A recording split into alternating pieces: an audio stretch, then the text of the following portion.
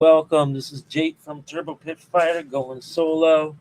Finished up with Kurt around 1 o'clock. Took a break. Now gonna go live. And here's what I'm gonna do. I'm gonna actually have this. I'm gonna try to do a marathon creation session because I just got all of these insights and brainstorms, and it involves the end of the world timeline and all of our characters, but um, specific ones. Um, and so let's sketch a little bit. I came up with this design for a sentient, um, but not just any sentient, Shankra. Shankra is a character that will be a human in earlier sequences, and she will have an incredible life story and incredible abilities. But she's not kind of like a superhero type of power. She's more like does her thing on the astral plane. The thing is, the astral plane connects to the real world. It's like a graphic representation of the real world. And I call the astral plane the nether plane in my story. But, there's been many versions of it in many other storylines. I think in Doctor Strange, they called it like in Marvel they had like the negative zone, but they also had like Doctor Strange had all these planes, but there was no, I don't think, one word for it. Um, I want this to be a little bit more human, but this is a robot avatar of a still living brain and organs, but we don't know, like, it still has a heart. That's still has an organic heart.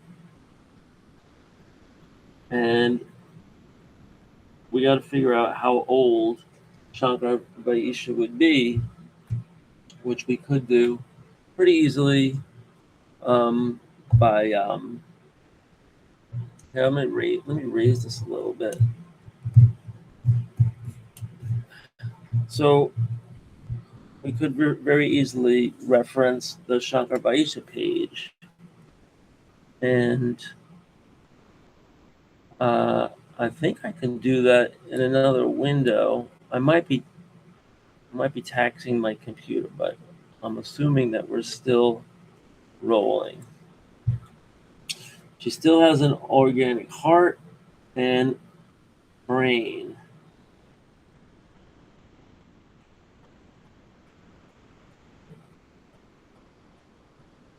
But what other organs will still be around? Now, it's conceivable that if she's only like 130, only like 140 years old, you could have a lot of organs still around. Especially if they were mapped ahead of time, if the DNA was like preserved and cryogenically frozen. But only, yeah, she had cryo frozen tissues, organ tissues. And so she was planned to live for a long time, for planned longevity. Bioprinters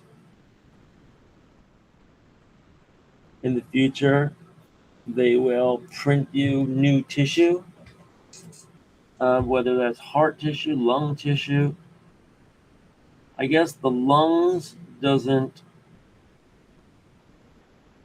make the most sense. It's just providing air, right? There's not so much cognition in the lungs, but there's a lot more, or maybe there is. There's a lot of most cognition in the brain, but the whole body has cognition. And so the heart, you would think also, we think with our heart. They say we act with our heart. We follow our heart. We don't follow our brain. We follow our heart. Well, the brain has the thinking capacity in there. Okay, I'm going to Hellclaw. The heart has the thinking capacity in there, or cognition, right? It's definitely looped into the brain in a way, and the spinal cord, and the whole bloodstream, and everything for cognition. And then this will be kept alive when the sentient dome is going on. And if anybody wants to see what the sentient dome looks like, it's right here. The sentient dome. So this is the sentient dome. One of these is the sentient dome. One of them is the server dome. This is a prison right here. This is where Elevena will be kept, in this prison. Here's all solar panels and wind. Although it's kind of a joke. This is like what wind looks like today. And this is supposed to be like more than 100 years from now. Who knows what all this will look like. But, just imagining it here. By the way, Kurt inked all this and added all these tones and textures and stuff to my pencils. And this is a pretty detailed piece of art, which is for sale. We're going to be selling this and lots of other stuff. But the sentient dome, the server dome, and then there's also you got to figure out, like, the other two domes will probably have to be data centers, power and data, so the sentient dome is just like this underlying place where a lot of this is all going on. Prison, sentient dome, server dome, and then power dome. And I don't know what this other dome will be, because we have 4 domes here. And because the prison is here. So it could be that this is, and the prison dome. And then the rest is like prison farm and facility, because those are humans that do work. The 4 domes. All right, I got that out of the way. And then here's the sentience. This is what the sentience look like. Just a random sampling, but every sentient is different. No two are alike, unless you get a avatar, unless you get a robo body just like somebody else. And so, no sentient would ever want to be seen like that. They all design their own bodies, including the organs, hearts, lungs, tissues, depending how well planned and how well funded you are. Right? Well planned and well funded sentients are the ones that last the longest. So that'll be kind of like an elite council, but they have to have some kind of euphemistic name.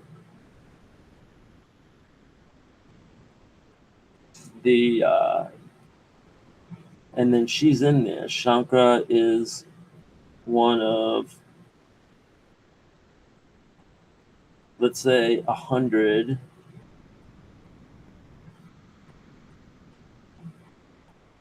So this is like a senate of the Q elites. No, not Q elites. Sentient elites. Well, I'll just call that elite council.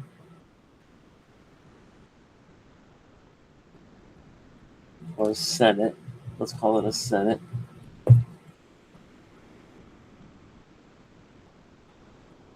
Senatus. We'll go back to the ancient Roman Senatus Populus.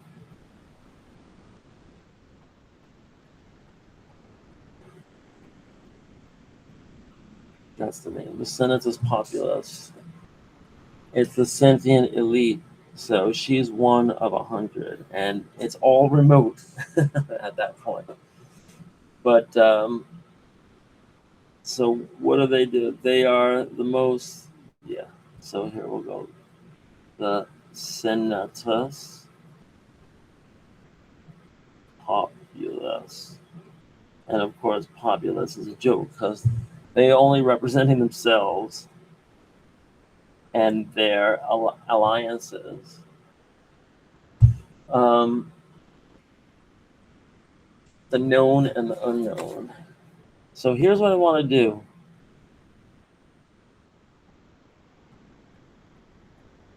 I want to demonstrate. I'm a teacher, during the day, and I want to demonstrate because I'm supposed to be like the arbiter of what's good and healthy and like productive and educational AI that is good to show students, or at least good to direct students to, versus other bad AI, like AI companions, for example. I would say are unhealthy for adolescents.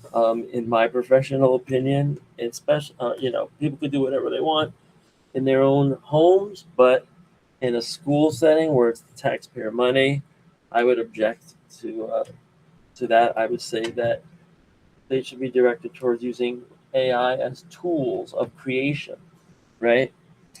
And education.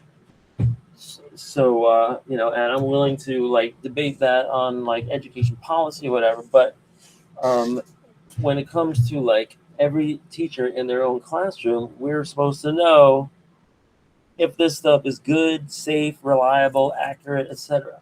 So I'm going to go through an experiment here on my own time, on my own project, right? And even though this pains me, even to put these words into the AI and to give them, this vocabulary and these, kinds of ideas so that their computer brains can study them, analyze them, and monetize them, and take away control and autonomy, from people, especially young people.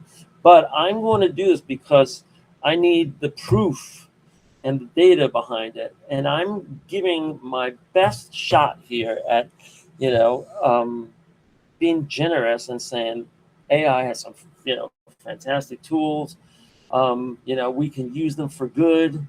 But I don't think that AI is inevitable in our lives to take over, especially if there's a profit motive or if there's an uneven distribution of autonomy and computing power, basically. So let's see how much computing power ChatGPT gives out to a free subscriber, which is all my students. All my students are going to be free subscribers, when they get older and older. Some of them, some of them might start, paying money when they actually have any money, out of their own pocket. But, when they're in school, they're lucky if they get allowance to buy sneakers. Speaking generally, let's see. So I'm going to ask, first thing I'm going to do is take a photo. All right. And I'm just going to zoom in on this right here. Now, I'm going to say, can you create a stylized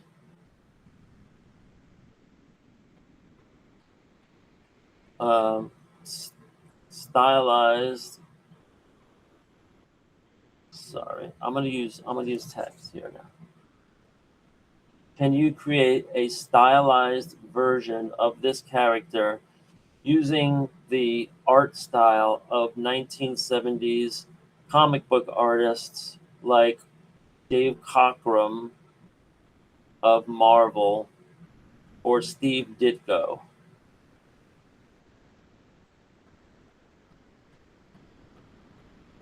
Now, ethical questions already, right? When they scanned everything that Dave Cockrum ever did or Steve Ditko ever did they compensate his estate or their estates? I think Dave Cockrum's, and all Steve Ditko didn't have any kids, but I was in an SVA class with Dave Cockrum's son. This is great. Oh my God. Wow. I'm impressed. I just can't even. And look, they changed the name to Shankra when it's supposed to be Shankra. I mean, it's basically my design, right? But it's cleaned up and organized, which is a time saver. I could do all this, but with those guys in mind, so this is what AI is all about, and this is like the use case to study. But now let's go further, okay?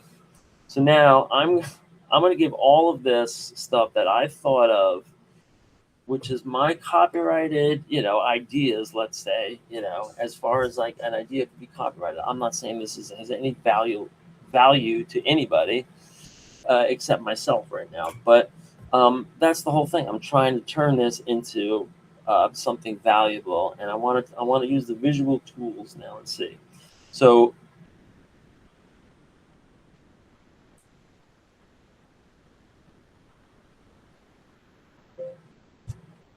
I want to create a chart with this character at the top, and it's going to contemplate a astral psychic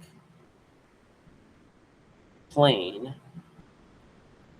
where there is subdivisions of 1, 2, 3, 4, 5, 6, 7, 8 boxes.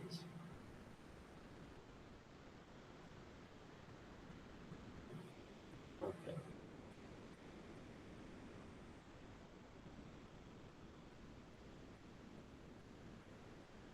In each box, there is a graphic representation using abstract symbology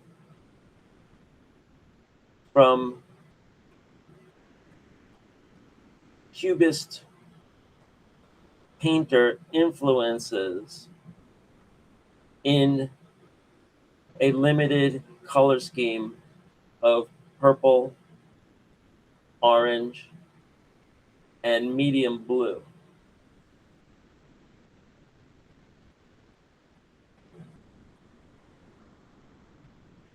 The following are the captions in each of the boxes. 1, good versus bad. 2, black versus white. 3, red versus blue. 4, fire versus water. 5, on versus off. 6, yes versus no. 7, known versus unknown. And 8, existence versus non-existence. All right, now let's see what they come up with here. Now, I bet I'm going to get cut off after this, but I could just download the picture and then upload that to another. We're sorry, but the prompt may violate our guardrails concerning similarity to third-party content. Okay, so I got to take something out. What's the third-party content? What? I don't want that voice. What is the third-party content?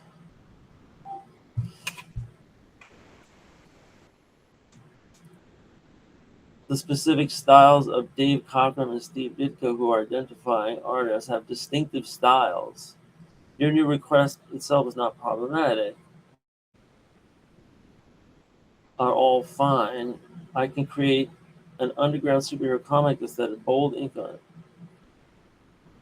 to imitate without asking the generator to imitate Cochrane or Ditko specifically. Wonderful. I totally agree because the sketch I uploaded is where the real art comes from. Period. You have explained it so wonderfully. I'm ready to proceed. Now go. Let's see what they come up with. All right, so I have this other design that I made. So I have this head design that I made and I uploaded, and again, it looks like this, right? Um, and yeah, I don't see like any more Dave Cockrum or Steve Ditko than anything else. It was just like, I don't know, maybe some color choices. We're sorry, the prompt may violate our guardrails concerning if we think, okay, please create it using generic influences in the public domain.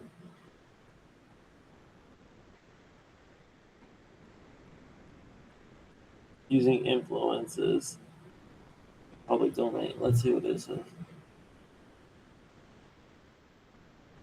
Sketching out public domain art, Windsor McKay and George Harriman making the first draft. But what about all the stuff I asked it? Oh my God. I wrote, I wanted to create a chart with this character at the top, and it's going to contemplate an astral psychic plane where there's subdivisions of 8 boxes. In each box, there's a graphic representation using abstract symbology from Cuba painter influences. I said cubist. Oh my God. Just as funny. In a limited color scheme of purple, orange, and medium blue, the following are the captions in each of the boxes. 1, good versus bad. 2, black versus white. 3, red versus blue. 4, fire versus water, etc. So now I'm just trying to get it to create. Oh, look, it's creating something. So now we're so afield because we've gone from too many iterations already that I don't think it's going to remember this whole thing now. I think it just forgets from here to here. And so this is what I'm testing out, you know? Oh, wow, okay. You see, when I actually see the thing, it's like amazing. This does look like Jack Kirby and Steve Ditko kind of, or, you know, great color choices, I think. Good versus bad. Look how they did it. Black versus white with an orange sun. Red versus blue with orange. Okay. Fire versus water. Look, this is the most red of anything, but it's still within the plane. See how it creates. Oh, sorry. Let me show it here. Okay. I was looking at the other camera. Sorry. I contemplate the astral plane. 8 fundamental quality dualities shape all that is. No, I don't want any of that. I don't want anything to say like that. It's horrible. It's horrible when it creates its own content, right? That's not what I wanted. The astral plane of dualities. Did I say that? I didn't say that anywhere. I said an astral psychic space. Anyway, see, there's pluses and minuses, but fire versus water. Now I said to use like cubist painting references, and it thought I was saying Cuban references, which was like, all right, let's see what that looks like. But this doesn't look cubist or Cuban. Good versus bad. It's like they overload it with symbology in these little squares, that no human would take the time to look at. And then it shoots itself in the foot. you know. So I don't know how many more passes I'm going to get here, but they need to just simplify this. Um, right? You have to zoom in. Look, on versus off, right? Just a very simple analogy, you know, using electricity, right? But it could, but I mean, it's not bad. It could just be like, you know, it could be hard to see all these little details. Yes versus no. All right, that's passable. It's functional. Known versus unknown. I'll just try to show this bigger.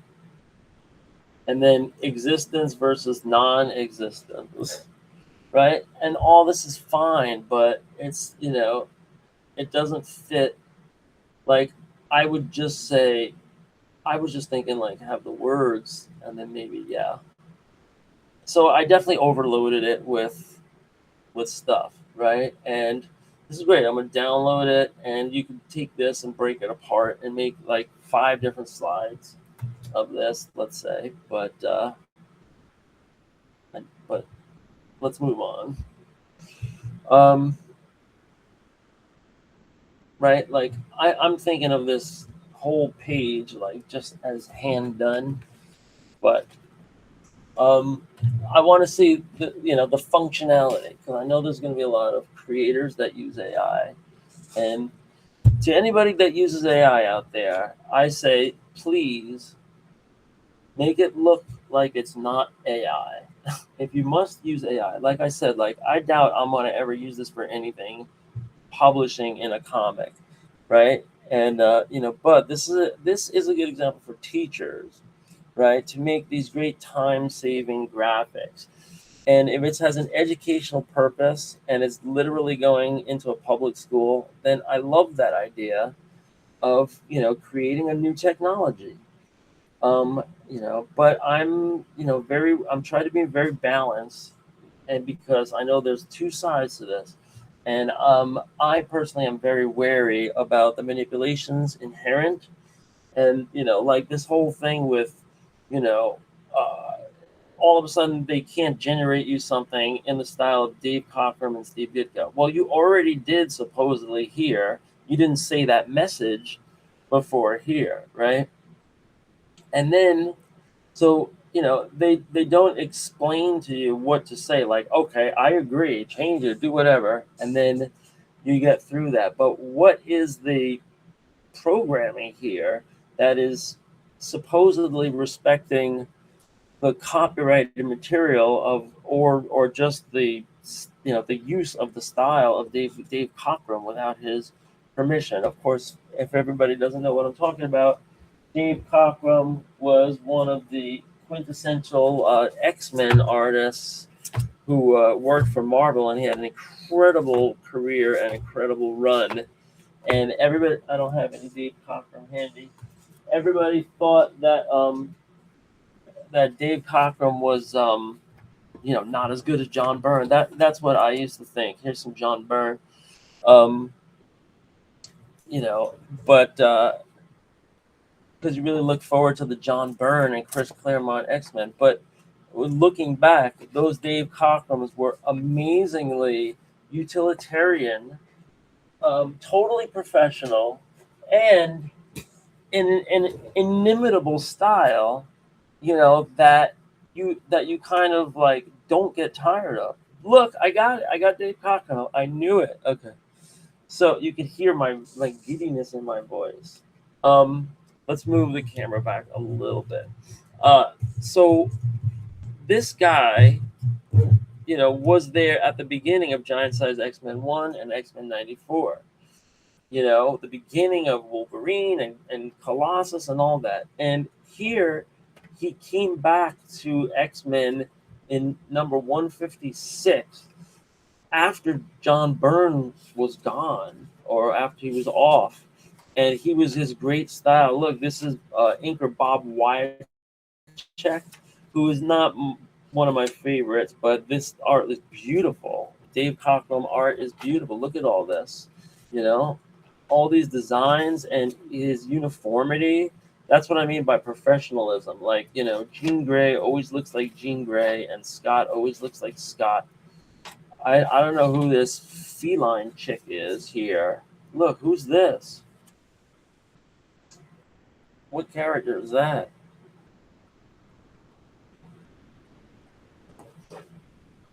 So,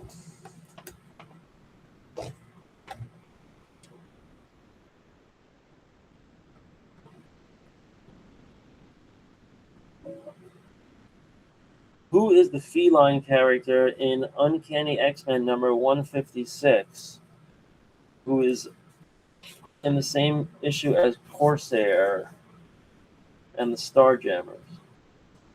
There she is. Let me check that. There she is. That's Hepzibah, a methatizoid alien who runs with the Starjammers. How do you spell her name? Hepzibah. Hepzibah.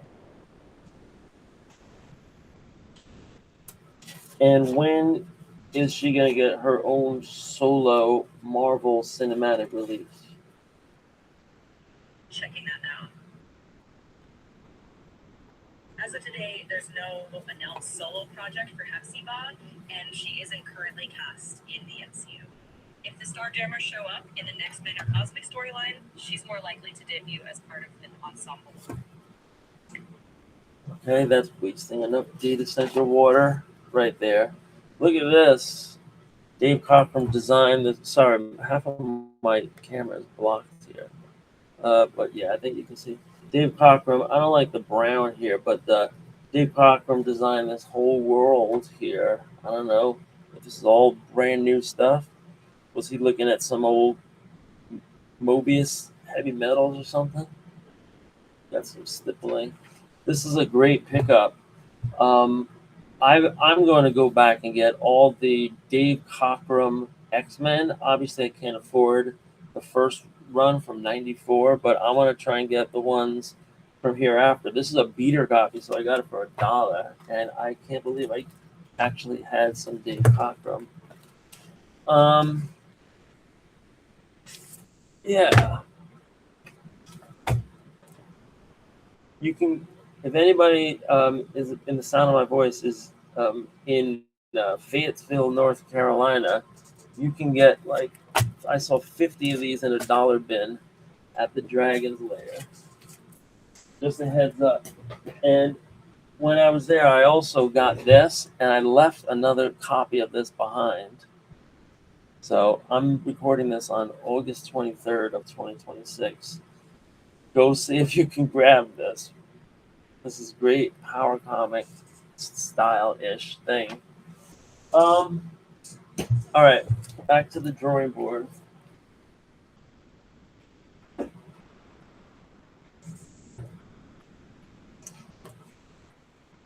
So here we have this whole idea that,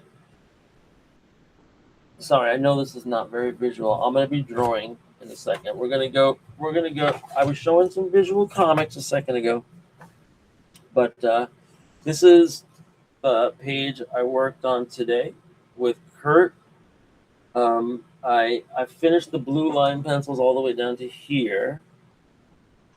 And then I went over it with black line pencil. And this is what I'm going to do this episode. This is Mrs. Ike looking down the canyon where she was blowing stuff up. Here's Mr. Ike in the van with Turbo. And then, Turbo, there's a little bit of talking here, which we have to arrange. Then they're going to come in here to the repair depot with all these guys hanging around that are like, they're mechanics. And here they're pulling in, and they want to like debark and disembark and go to the bathroom and try to catch up after these big battles. And then I get to plot out page 28 of Turbo Pit Fighter number 2.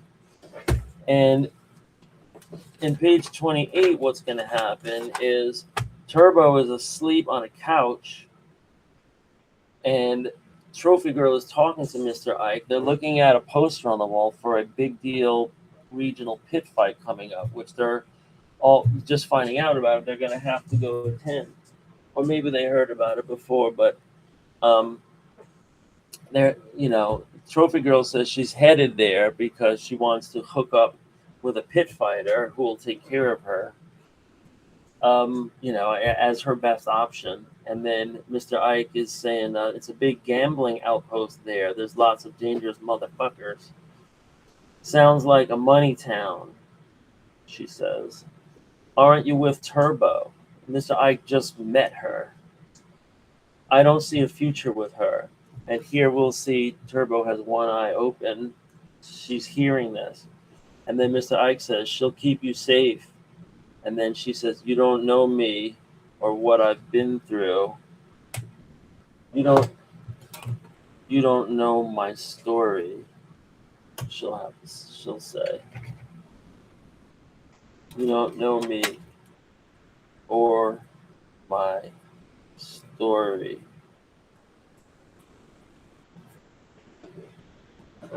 Or my story. Well, I suppose we're going to have to make our way there anyway. This repair is going to cost 50 creds. And then Turbo says, what the fuck? What the fuck, Ike? Yeah. So that's going to be the next page I'm going to lay out. And then page 29 here, the MechTech rule, this is just a sidebar, the MechTech rule, the 50-50 doctrine. Whenever you make a deal, both sides have to agree to guarantee that everything goes 50-50. Otherwise, they have to make it a separate deal, a separate type of deal.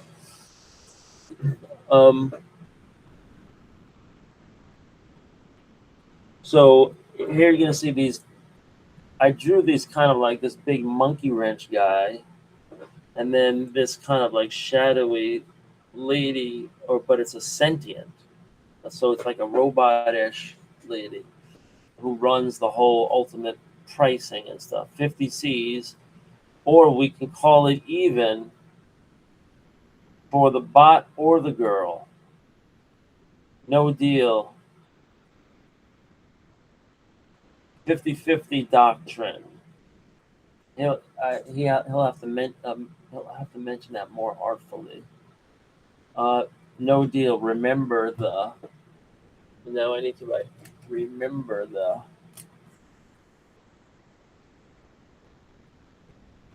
Or take the truck out front. I'll handle this. These guys trying to pull some crap. No. These are mech. Just give me the case now. The truck better be tricked out then. Here's 50 C's. And then they say, that's Whoppy's pay case. They recognize it. Who did you? Went by Peter Payne. Oh. That's Whoppy's pay case. Who defeated Peter Payne?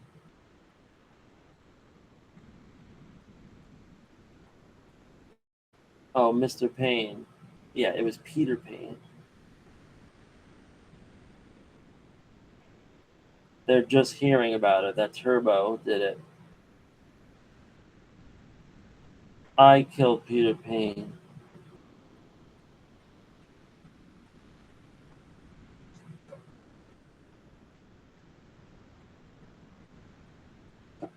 Turbo says that.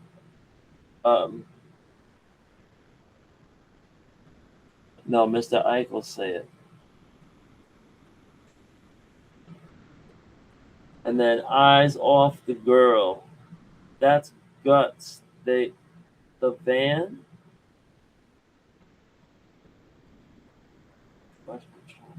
Eyes off the girl. That's guys. The van. They learn to keep of. Huh? Eyes off the girl. Oh, that's guts. The van. They learned to keep off.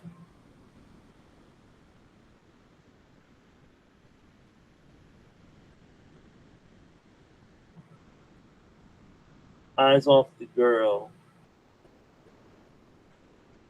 That's balls instead of guts. Dot dot dot. The van.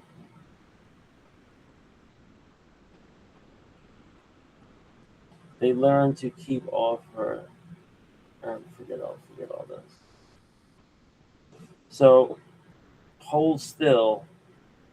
What is this for?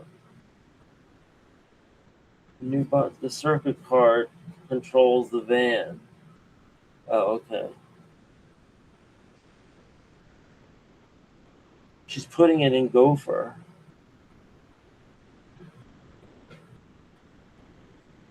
But I'm not really showing that here. I thought Gopher should be at the wheel. Oh no, they're not driving yet. Okay. She's installs in Gopher. Circuit card controls the van.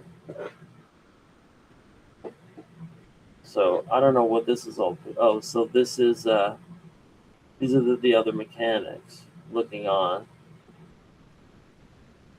Turbo, I want to join you for regionals. So this is Ike. You know you can use me, and I need the bread for new tools, and I need the bread for new tools now.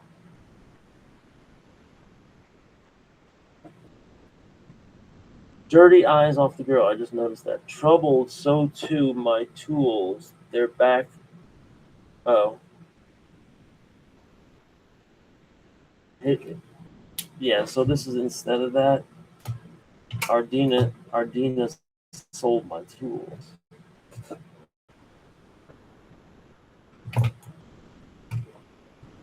I want to try to work that in. Ardina sold my tools, and so his tools enable him to make amazing robots. He is a bot smith.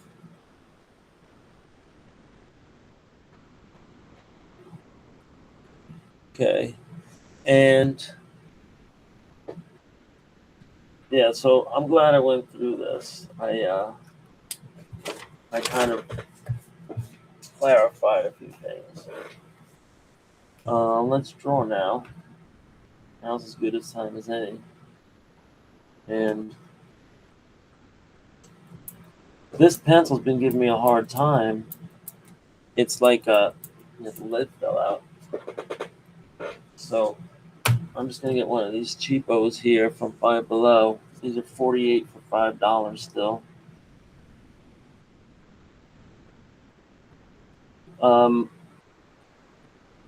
I should really probably do the lettering first here.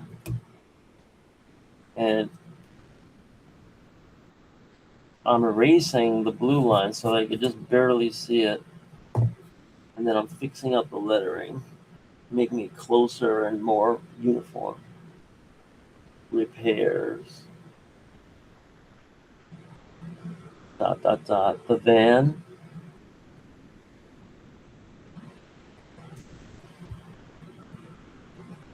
And Gopher. Gopher's arm. Everything else is okay with Gopher except his arm. Right? Now I have to look at some of the old artwork here to find out where Gopher's arm gets damaged. So we're going to go through Turbo Pit Fighter now. These are the pencils that Kurt has received, and he's been inking, and he's doing his 80% inking style. I think this is the page he was working on today. A lot of detail on that one. Every once in a while, I leave Kurt a little bit of space to work and do whatever he wants stylistically. And for me, this is okay if it was just like an isolated thing, and we just use the negative space because we never do that, or maybe some very light tone. This is the tumble wire, and then this is, I guess, where like Gopher's arm comes off, and I drew it so long ago. This is maybe like 2 years ago now that I drew this. I probably wouldn't make it so clunky because now like the robots that have come out look a lot more sleek and everything. But so that answers my question. Gopher's arm is all we need to mention. Gopher is the name of Turbo's uh, humanoid bot, but it physically drives the van because the van is like old. And Gopher's arm.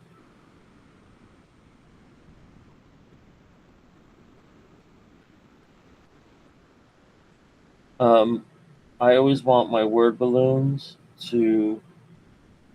I have this kind of like cloud effect that we've been doing on this series, like a little dent sometimes a bubble, but only if it really saves room, because otherwise the whole thing would be all the way up like here.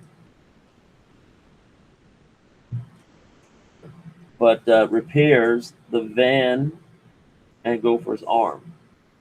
So now they have this exchange, and he says that's going to cost. So I can already kick this up so that I have more room for his face.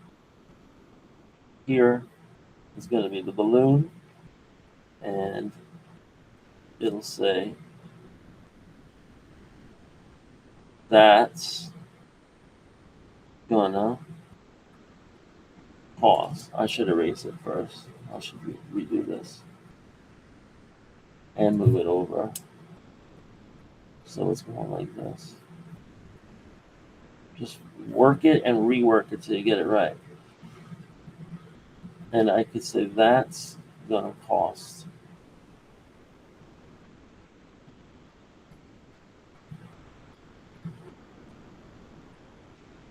dot dot dot. And I need room for his little tail here.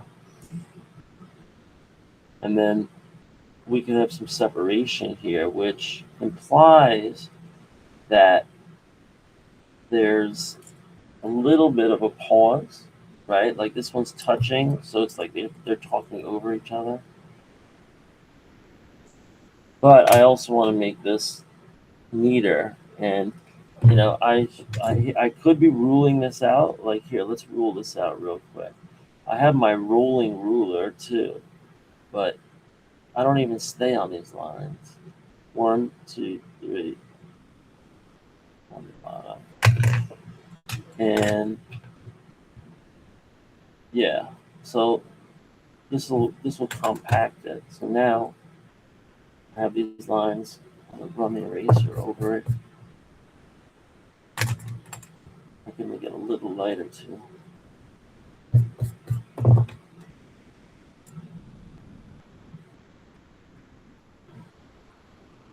I love how the blue just disappears. And how about I just say blue light? It's like a ghost of what was, and leaving it in on purpose. Of course, everything's going to go through inks, and then I do word balloons. But luckily, I can just go right over the pencils. Just take out the pencils and replace it with word balloons. Maybe we'll like he's not going to ink the letters, but he's just going to ink the word balloon. He says he could take a stab at it because it's just going to get covered over anyway. if I'm not happy with it, and or I could just take the pencils, and if they're really, to my liking, because I just like my handwriting better than Kurt's or something, then we got to see. But whatever we start Turbo 2 with, we're going to finish Turbo 2 with, so that we don't change styles right in the middle of a comic, noticeably anyway. So that's a consideration, and I'm drawing Mr. Ike here. I had him with kind of these pinched eyes before, which looks, yeah, like that, maybe just like the Egyptian thing going. The Moorish. He's got lots of veins on his face because everybody in those days is going to adapt to.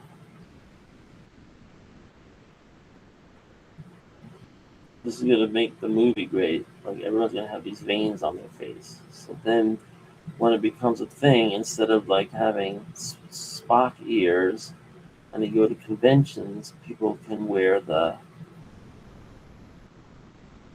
these veins on their face, right? It's also kind of low budget if they're going to make this a TV series. And one of these billionaires is going to become a trillionaire on the content of creative people. I guess it's a good thing, I'm not so anti-billionaire as, I mean, I think $1 billion is just a number, and that somebody's wealth at any time, it's just a number on a spreadsheet. But I want to say, if you're borrowing against $1 billion, to me, that's a fair standard, right? It's not whatever you're worth. It's how much are you borrowing from banks? Let's just go after that, right? Or borrowing from anybody, right? Because it doesn't have to be a bank to be a loan. But if it's a contractual legal loan and somebody's giving you $1 billion, right? There's plenty of entities in that situation, whether it's an individual or a corporation. That's when the government should be able to tax the hell out of it, because it's showing that you're saying this is how much you have, how much you're worth. You're putting that in writing in a guarantee to a bank or to a lending institution or lender. Then you can pay taxes on it, and a higher amount of taxes on it, because we just need to run the country, and and the banks have run the country into the ground financially several times. Most recently in our lifetime, 2008, 2009, that has sucked the taxpayer dry, and the whole U.S. economy dry. In this terrible recession, that happened. I'm not an economist, but I got laid off because I was teaching art in Yonkers, and those are the first ones to go. At least it was that year. My life is not worth what you think. So here, Mr. Ike is going to be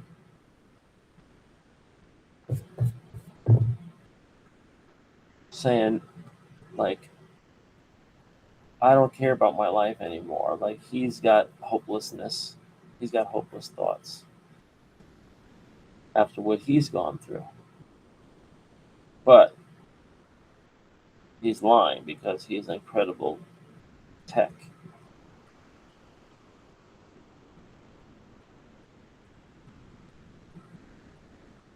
Yeah, and I'm thinking the better of it. I'm gonna do my life's not worth what you think. That's how he talks. my life's not worth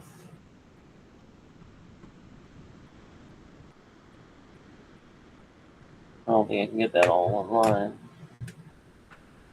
It should be my life's not. Just trying to get this the best. So it's classic.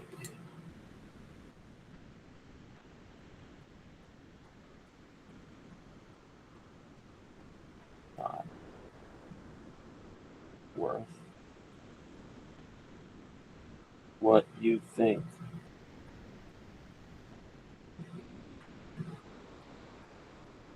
So in the old days, period, where he's kind of sad and low, he's at a bad point personally. My life's not worth what you think. Yeah, so this will probably not be used. I'll probably use the cut and paste font that I made. I just drag a letter over from a different word balloon, as everybody painstakingly saw on those unwatchable episodes of Turbo. Um, at least the visual part. This eye is messing with me here, and it's because the hair is in the way. So what you have to do is draw as if the hair wasn't even there first. And now her eyes are tracking and she's looking intense. And the hair's in the way. And the inker's gonna say the same thing. God damn it, this little hair's in the way. Alright. And then he says dryly, anyway, it's the parts, not the labor. I don't like this line being up so high. So I'm gonna bring it down with black line pencil. Now, I don't care if my lines are minimum, because it's always been like that. And they just need to be straight. Hello? Hello, Frisco. Yeah, but I got it when I get a haircut, so if my hair appears in the camera, I apologize.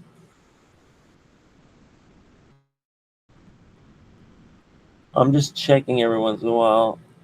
This is easier for me to see. If anybody would leave a comment.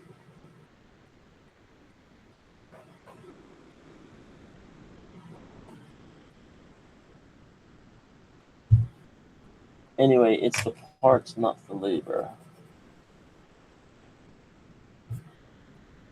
Or should he say, it's the parts anyway, not the labor?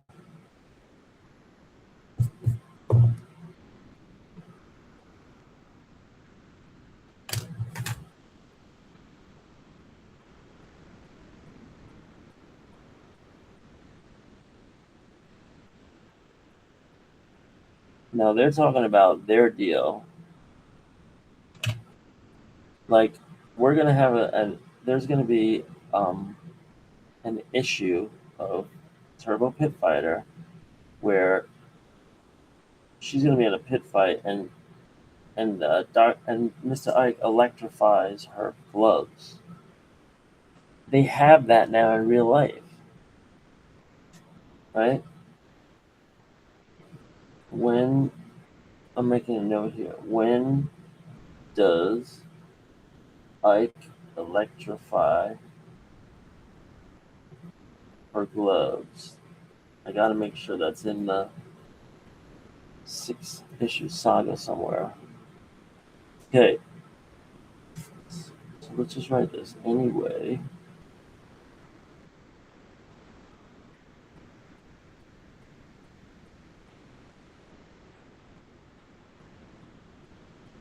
It's I got this much smaller parts, not the labor.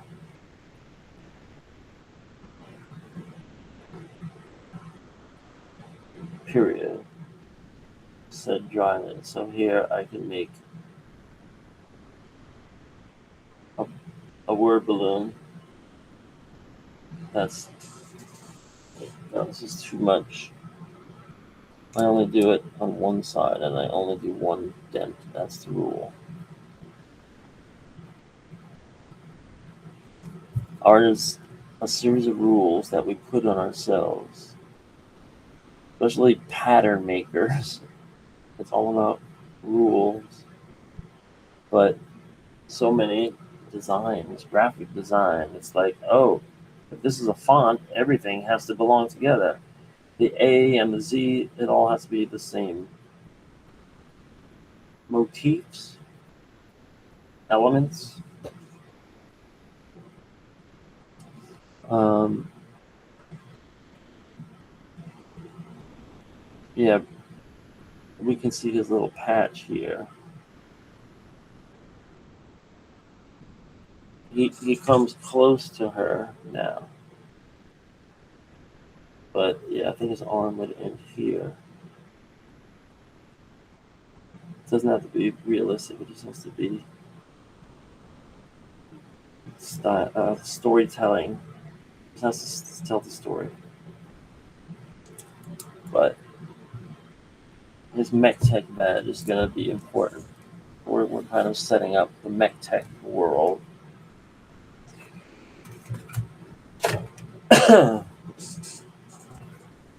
Yeah, this is so fun. I think I'm going to save this for next Sunday.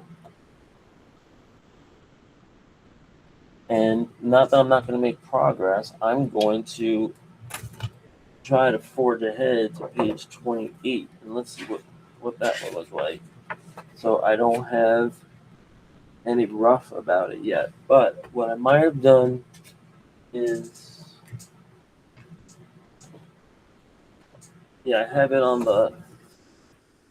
only on the page here. This is the only format. So next thing I have to do is take this.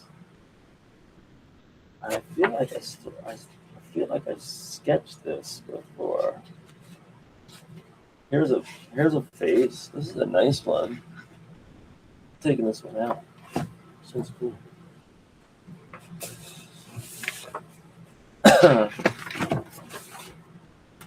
I don't even remember doing these things, but I did them. Does it need a little more light blue before we send this out the door? Like here and here.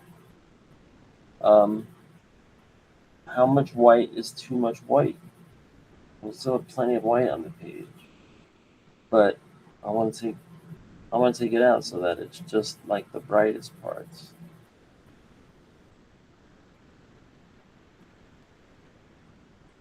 And I'm also squinting, trying to get some realism in here.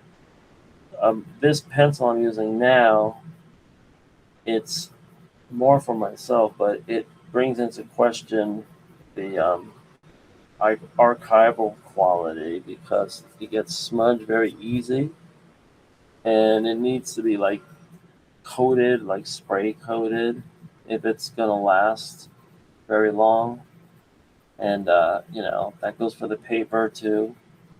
But over the years, art has proven that the coloration on the paper, what makes it so valuable, because it's like, hey, this is an old antique, whatever, and the problem is you just don't want it to deteriorate so much where you can't see the detail on it, or the structurally it's coming apart. Like, a lot of the people that have Fantastic Four #1, for example, or Action Comics #1, are really sweating about the fact that it's disappearing before their eyes. And we're going to be selling them in more and more in just, those slabs where you can't actually open them anymore.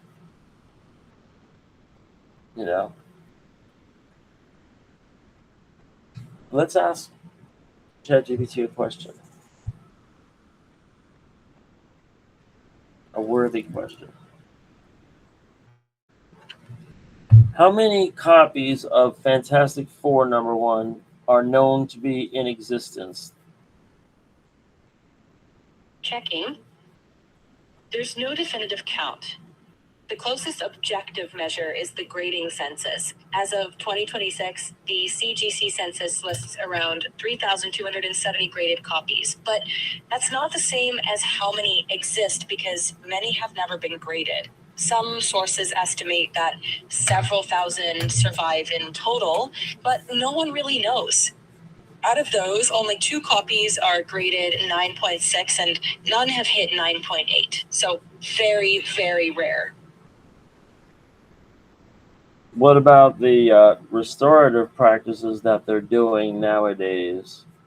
How much on average does that improve the grading number when they do the pressing and the cleaning and all that? Let me see if there's an average number.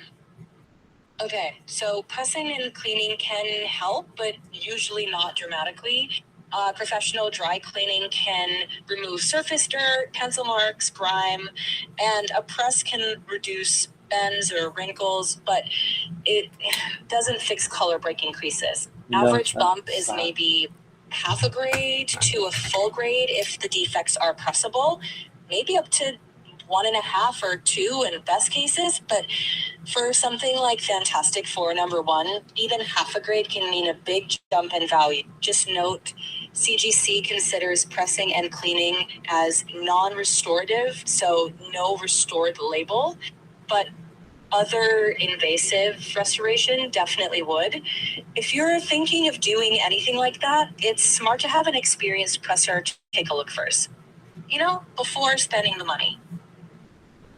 But the presser would be the one trying to press you into getting the service because they have a financial incentive, sociologically speaking. Let me check the incentives dynamics. Yeah, that's fair. A presser has a financial incentive to recommend the service, just like a mechanic does for repairs. So collectors often seek multiple opinions or compare high-res scans and community feedback before paying for pressing. A reputable presser will usually tell you when they don't expect much improvement because, reputation matters in that small world. If the book's very valuable, some collectors will ask very specific questions like, what do you think it is now and what do you realistically expect after pressing? That way, you're not just taking a sales pitch, you're weighing it against other voices.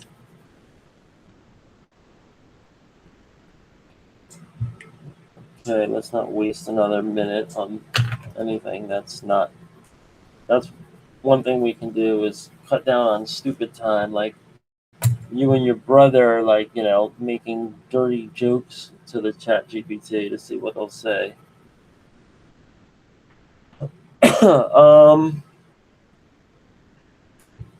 Yeah, I was shipping this out the door and then I realized I could cover a lot of this white area.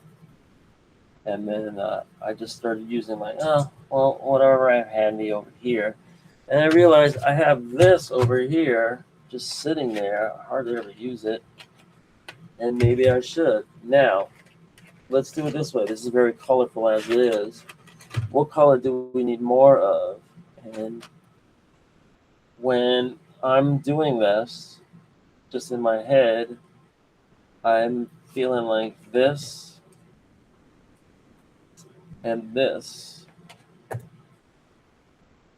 of the choices therein. I already did light blue, and then this gray just kind of dulls everything.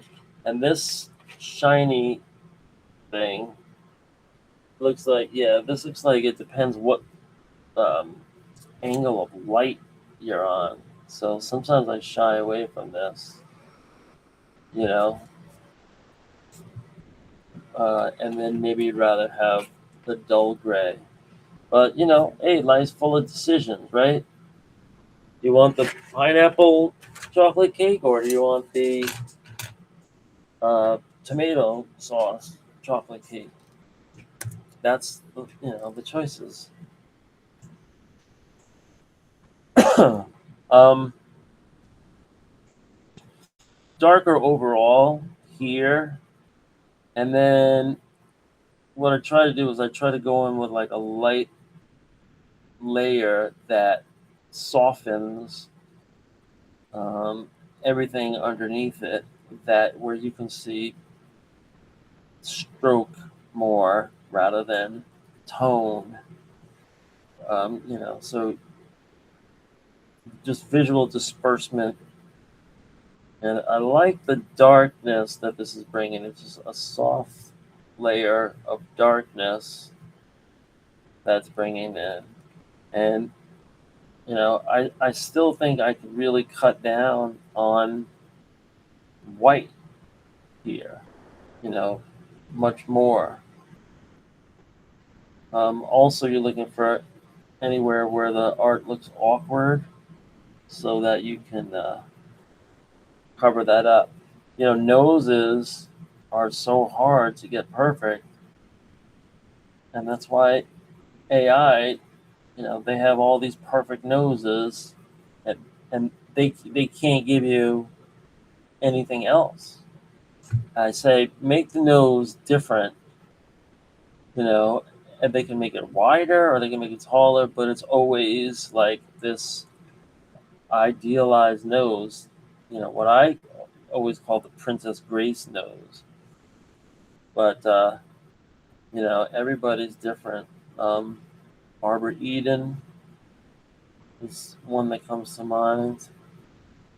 How about Famke Janssen from the X-Men? Let's see what her nose looks like.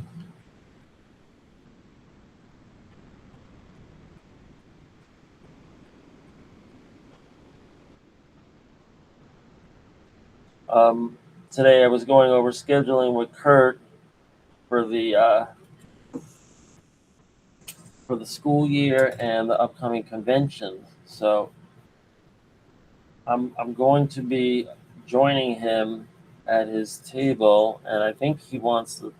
I don't know if he wants to stay over or whatever, but I'd probably just go for one day. But that's in Baltimore or Maryland or something, and yeah, that'll be just in about 10 days from now. No, not that. Maybe like 2 weeks from now. The school year is starting. Everything's getting underway.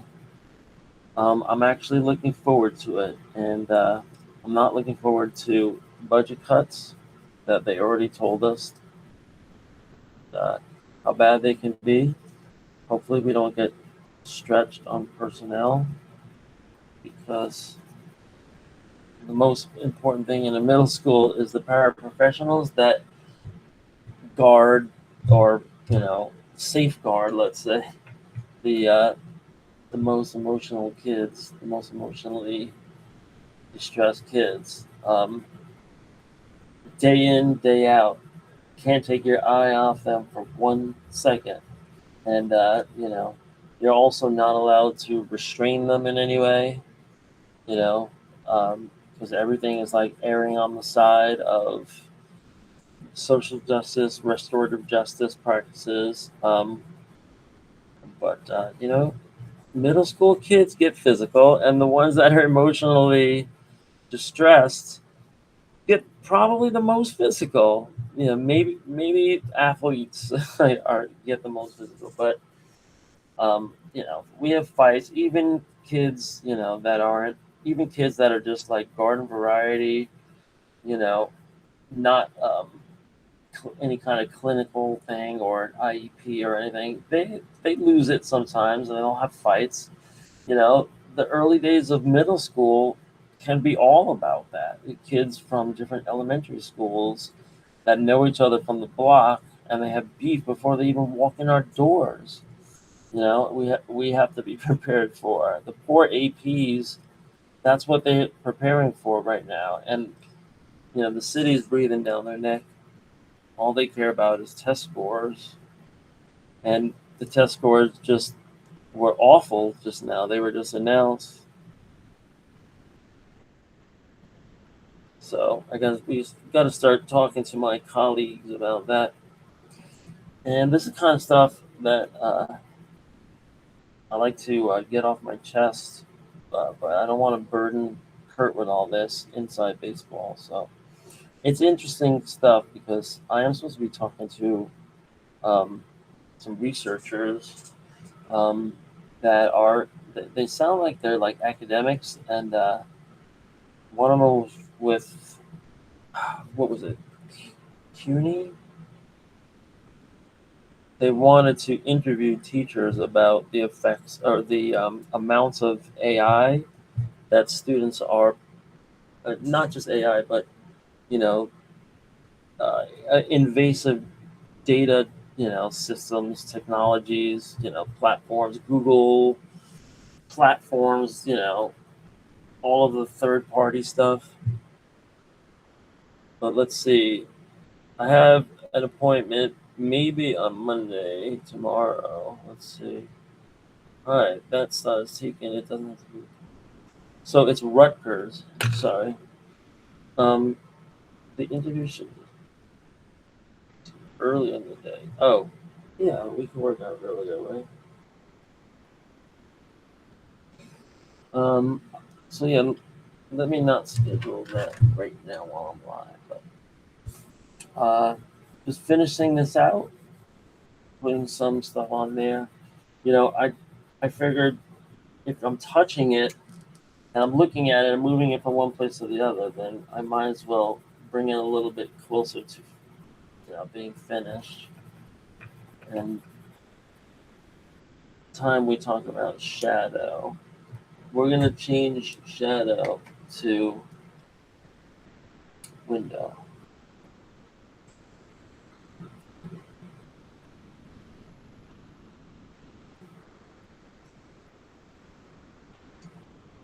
Window with a Y.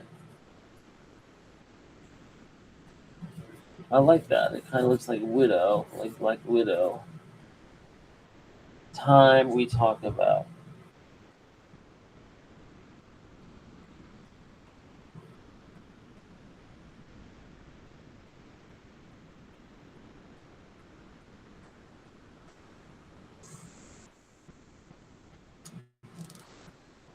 All right, and just put some other color on here. This color is made out of elements from the earth that have that particular pigment. It's a fascinating thing how they get it out of the ground in different places, and some of it is of course chemical, but um, it's just like the colors that we put on the page that we take out of the earth are derived from elements and molecules, elements, right? I'm talking about in Newtonian science terms. It's like blues, cobalt, or other things, or indigo. There's actual things that come out of the ground or that are mined, in caves, or they come out of the dirt or the mud or the beach or whatever, or maybe they're a crushed flower or plant or could be so many different things, right? And when they come together in a place like this, you're merging all of these elements from all over the earth, and who knows where they come from. The pigment that are put into these little color sticks we have called colored pencils. They're very valuable. They produce beautiful art, and they're pretty reasonably priced.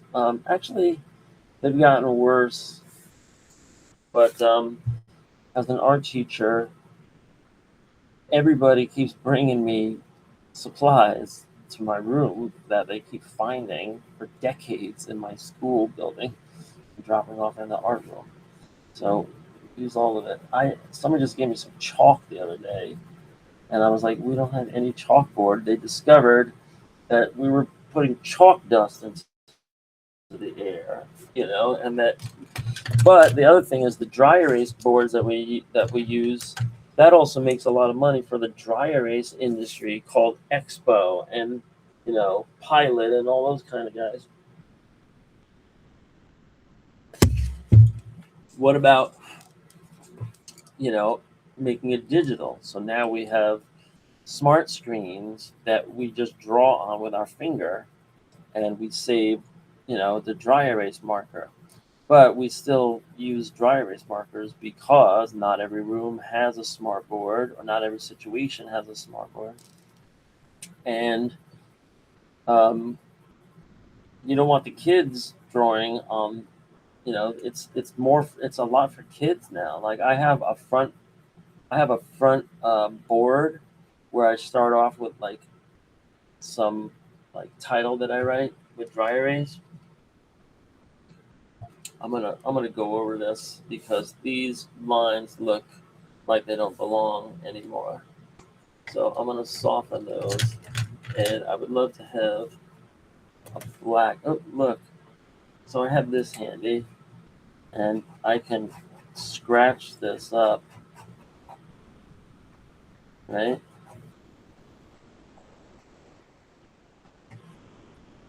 Just to obscure the fact, and it's okay if I go over everything in the whole vicinity with these because they're just like such a little bit at a time, but they really add something. Like just that thing I just did right now just added so much. I mean, I could use this so much right now on this artwork, and I do these faces all the time. I have a large collection of them.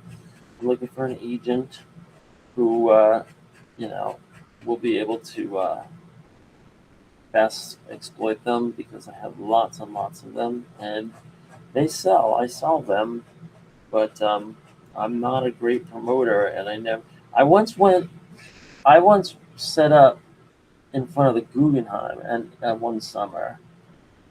I brought a folding table, and anybody can do it.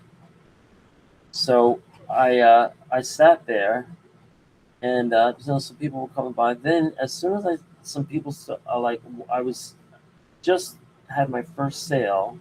I sold one of these faces for $30 to a museum goer, and then it started to rain, and I had to get everything out of there like immediately. And I always said to myself, why don't I go back there? Now one time I set up in, and I'll show you the paintings.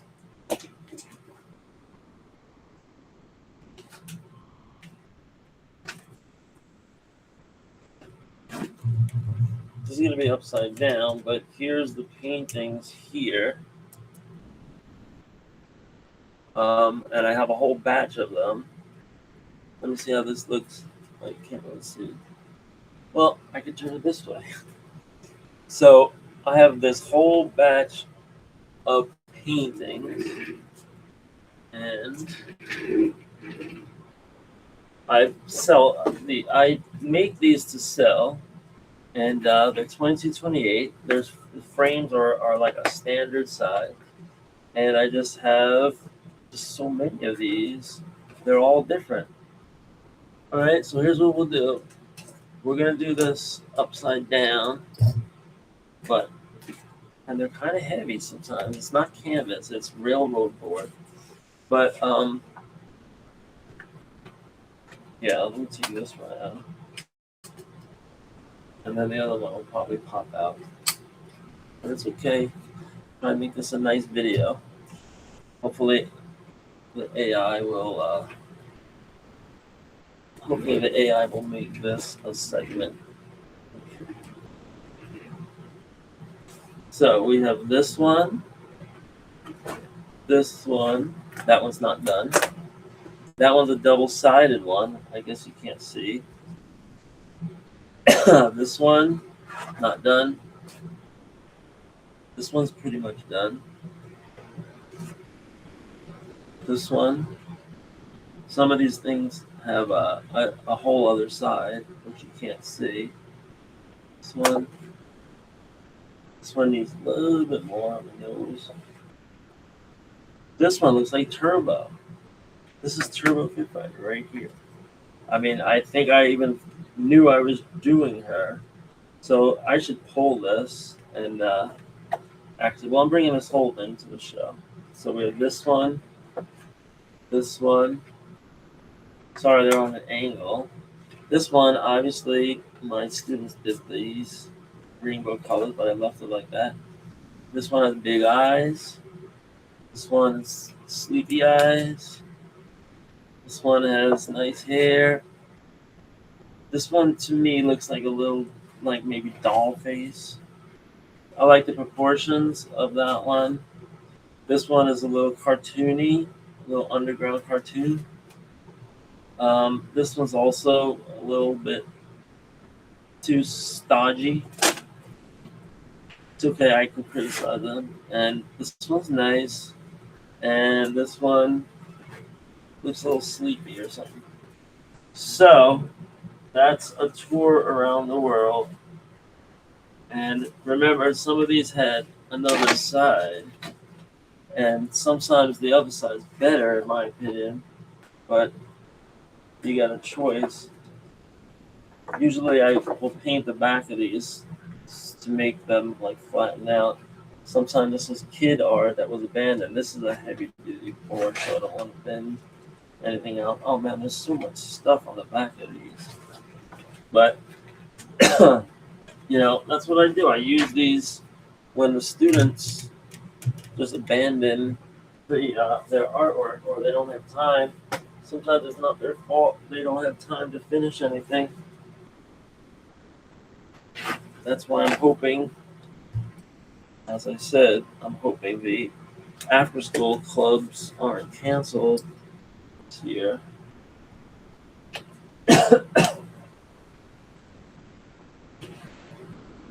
All right.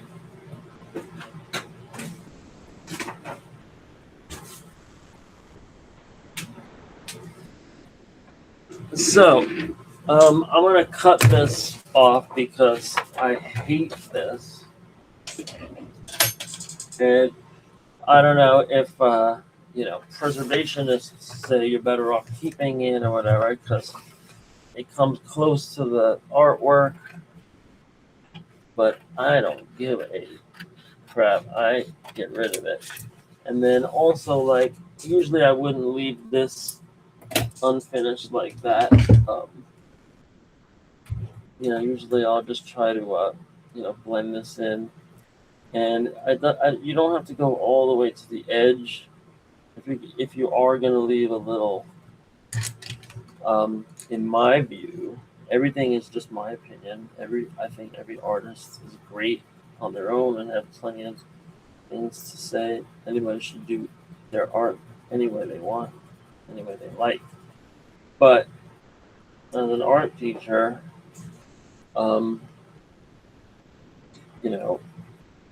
giving people exposure to different ways of making it, right? And then you end up with all these different results. Like I would describe what I'm doing right now as multicolor shading, right? In a just kind of hatch in any direction way. Sometimes it's just stroking, or sometimes they call it scumbling, which is a weird name. And stippling, as everybody knows with the dots. Art teachers hate stippling because if you tell kids to do stippling, the whole classroom sounds like woodpeckers. And it's like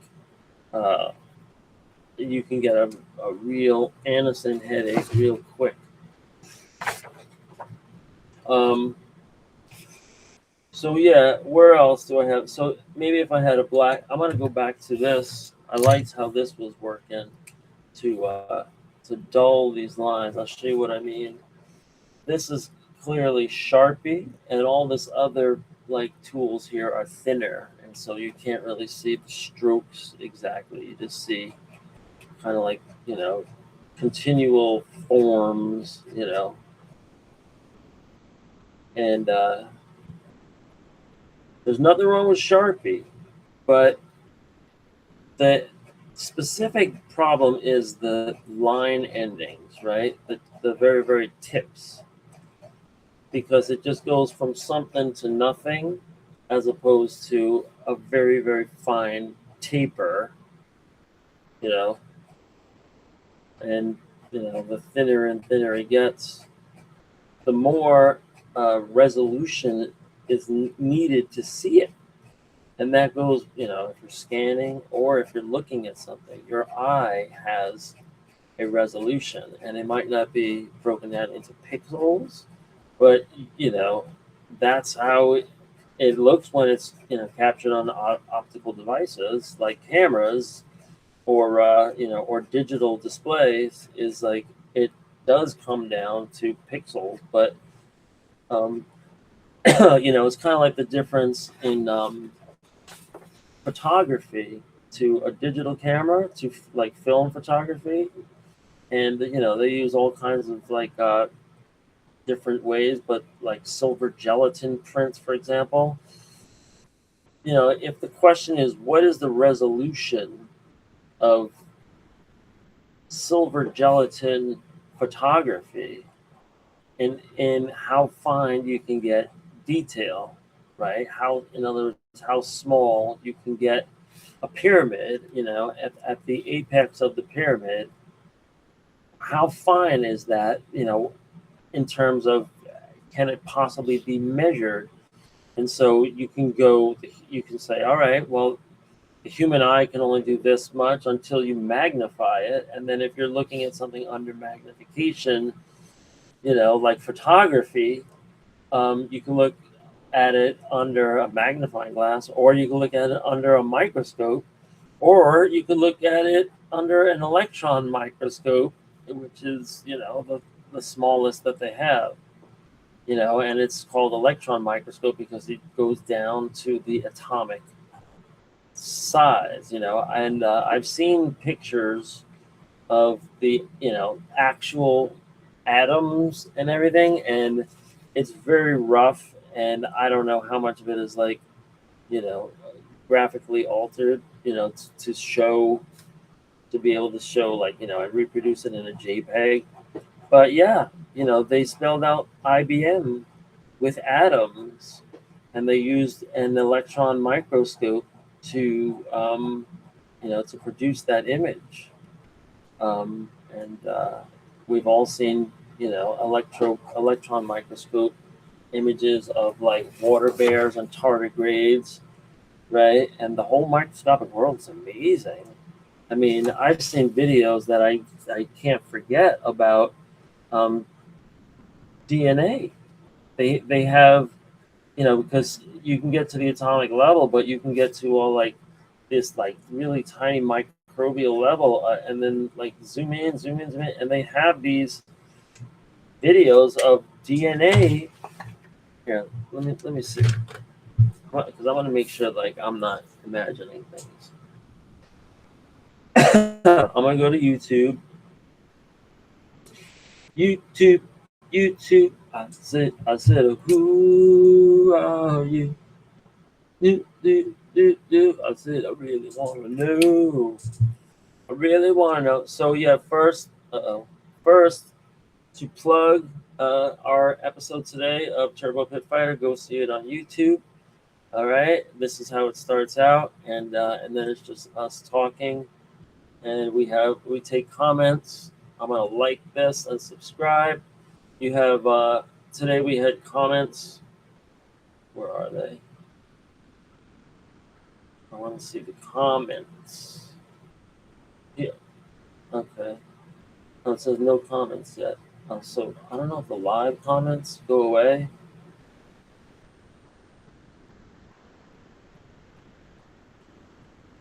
And I'm sure Kurt will see that. Okay, comment edit. Good question. Anyway, let's not get distracted. What were we here to see?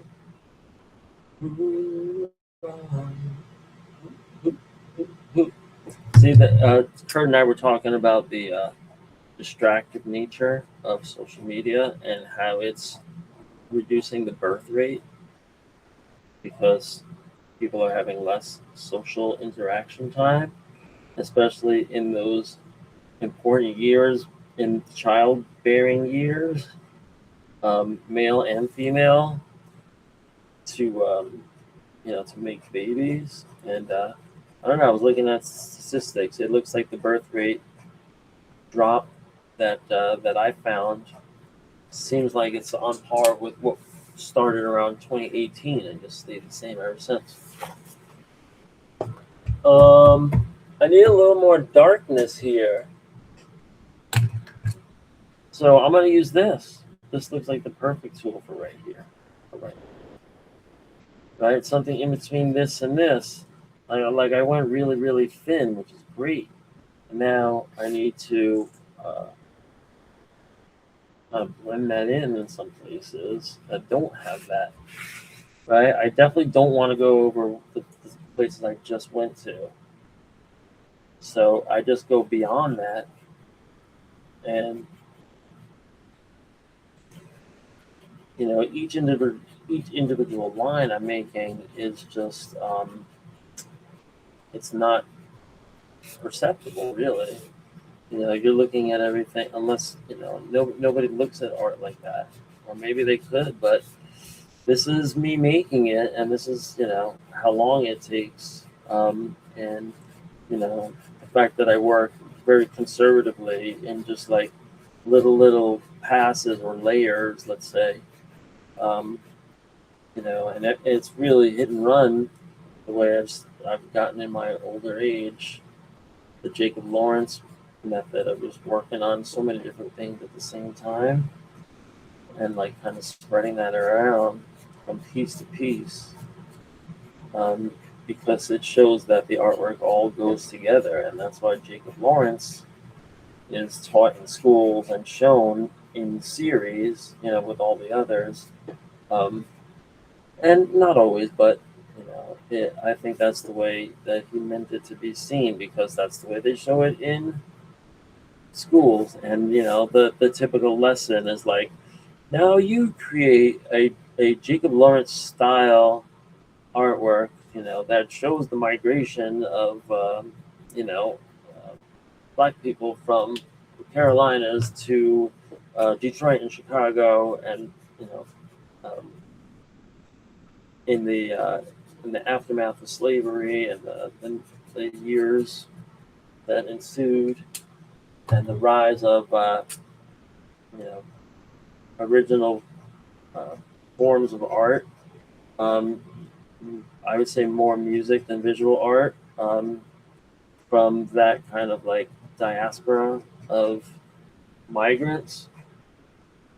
And it was also you had also waves of immigrants coming, and you also had the moving around in the Dust Bowl days and everything. But what great music came out of that. When the Delta went up to Chicago, let's say, and the blues was transformed. I love what, by the time you get to Chuck Berry, that's the part I like. But all these great influences came up. You had New Orleans, Fats Domino, and then Little Richard, right? He was from the South. James Brown. But depends what years we're looking at, right? Great stuff. Great stuff. Sometimes the stuff I'm using here is interfering, like the pencil's interfering with the marker. But I wrote time we talk about window. And I want to go over this with something like vinyl and black.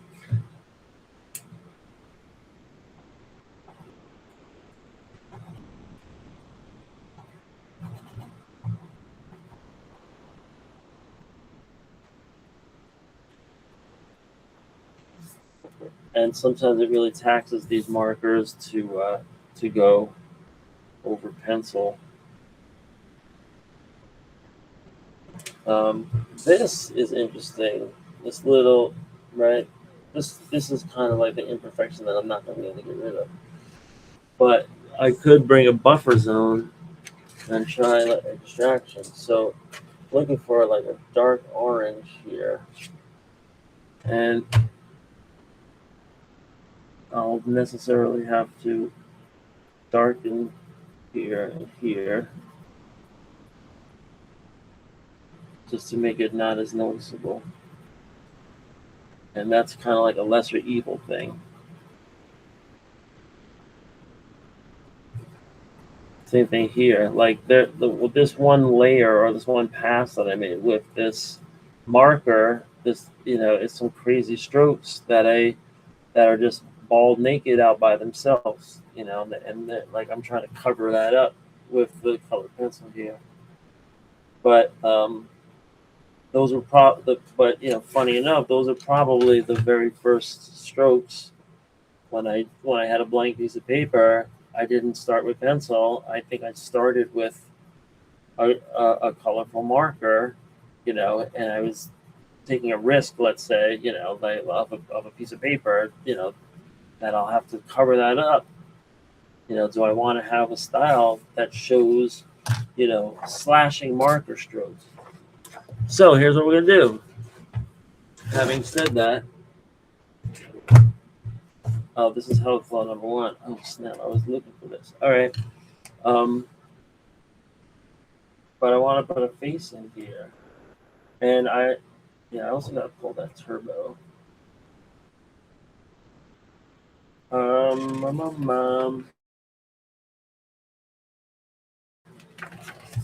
These. Oh yeah. So I was doing some life drawing. Yeah. So health law number 1 might not have so much space.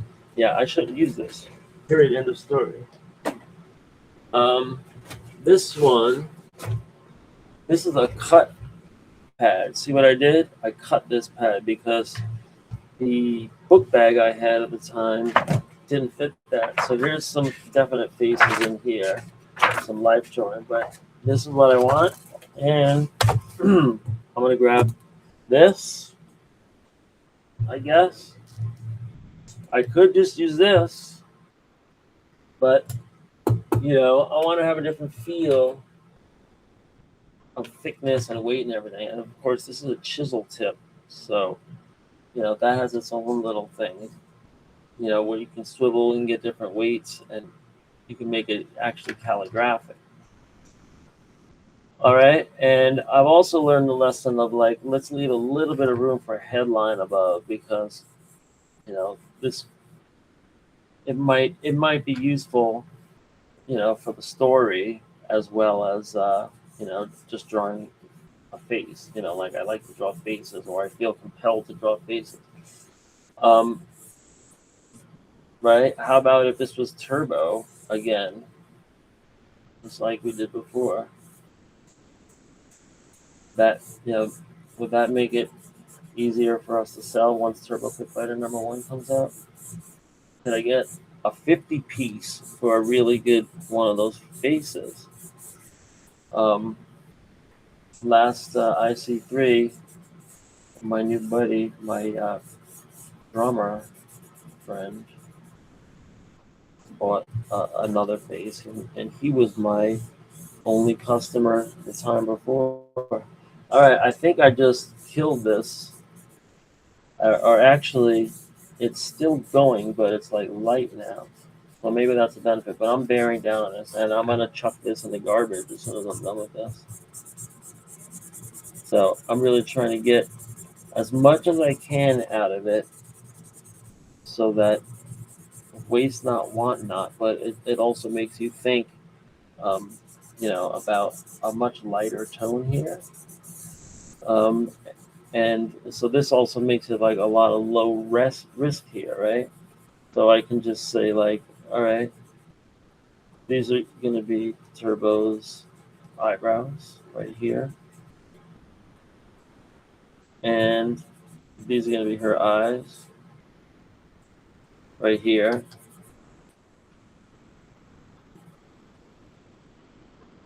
And I'm still doing this like kind of like panther eye thing with her. Although it kind of looks different every time. I'm still perfecting that.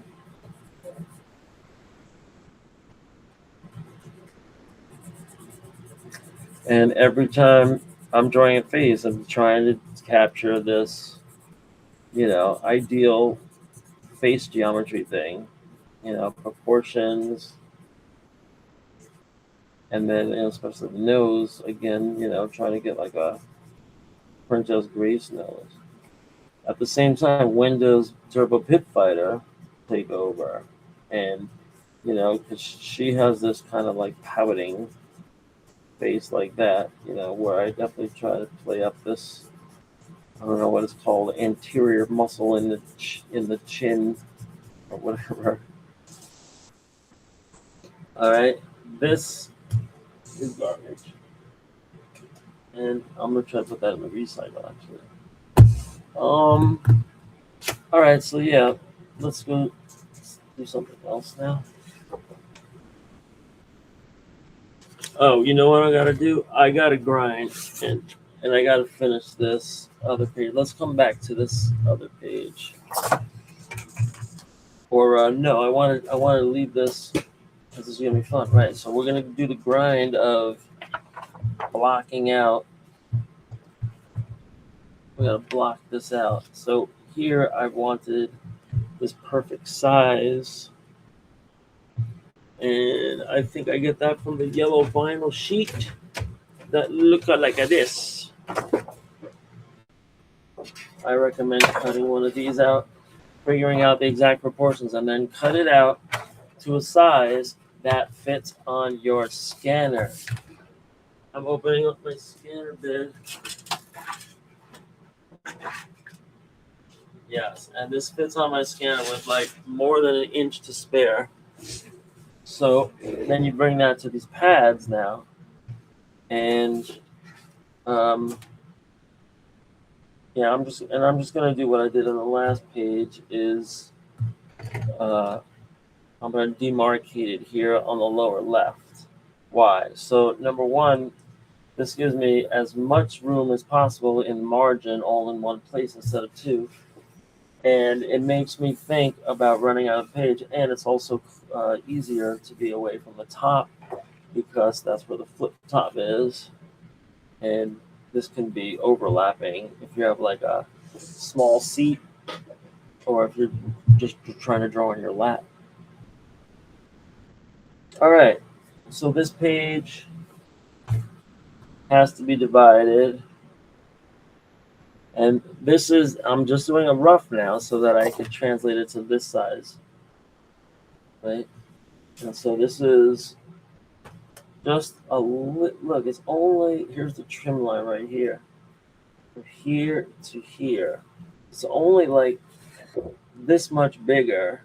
Like I should be actually drawing, in this exact size. But when you move the trim line here, so that's why sometimes I have a hard time transposing.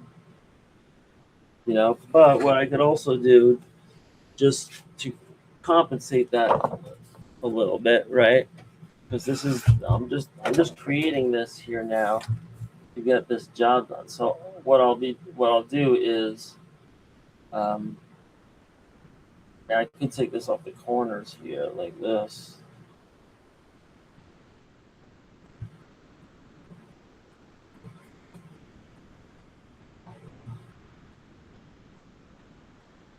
And now I have my proportions. I mean, you really got to think this stuff out if you have a workflow and you're trying to make it better every time. Like, oh, I had to adjust that. I had to adjust that. I'm going after white spots, right? Like bright white spots. And you're probably like, look at this guy, Jake, you're obsessive compulsive. Yeah, of course I am. That's how these things get done. But I'm going here, so it's not just getting rid of the everywhere that's white, and you could say the same thing about the skin too. Is that you blend in or you cover it in more, and the closer and closer you get to getting rid of white, the more impact it will have. And I don't know if that even comes across on the screen, but I'm drawing on a piece of paper. And now it's time to put these colors back. And so when I do so, I'm going to be taking a good look at them. I'm going to be saying, which one's my next victim for this piece? Right? And here's a white one.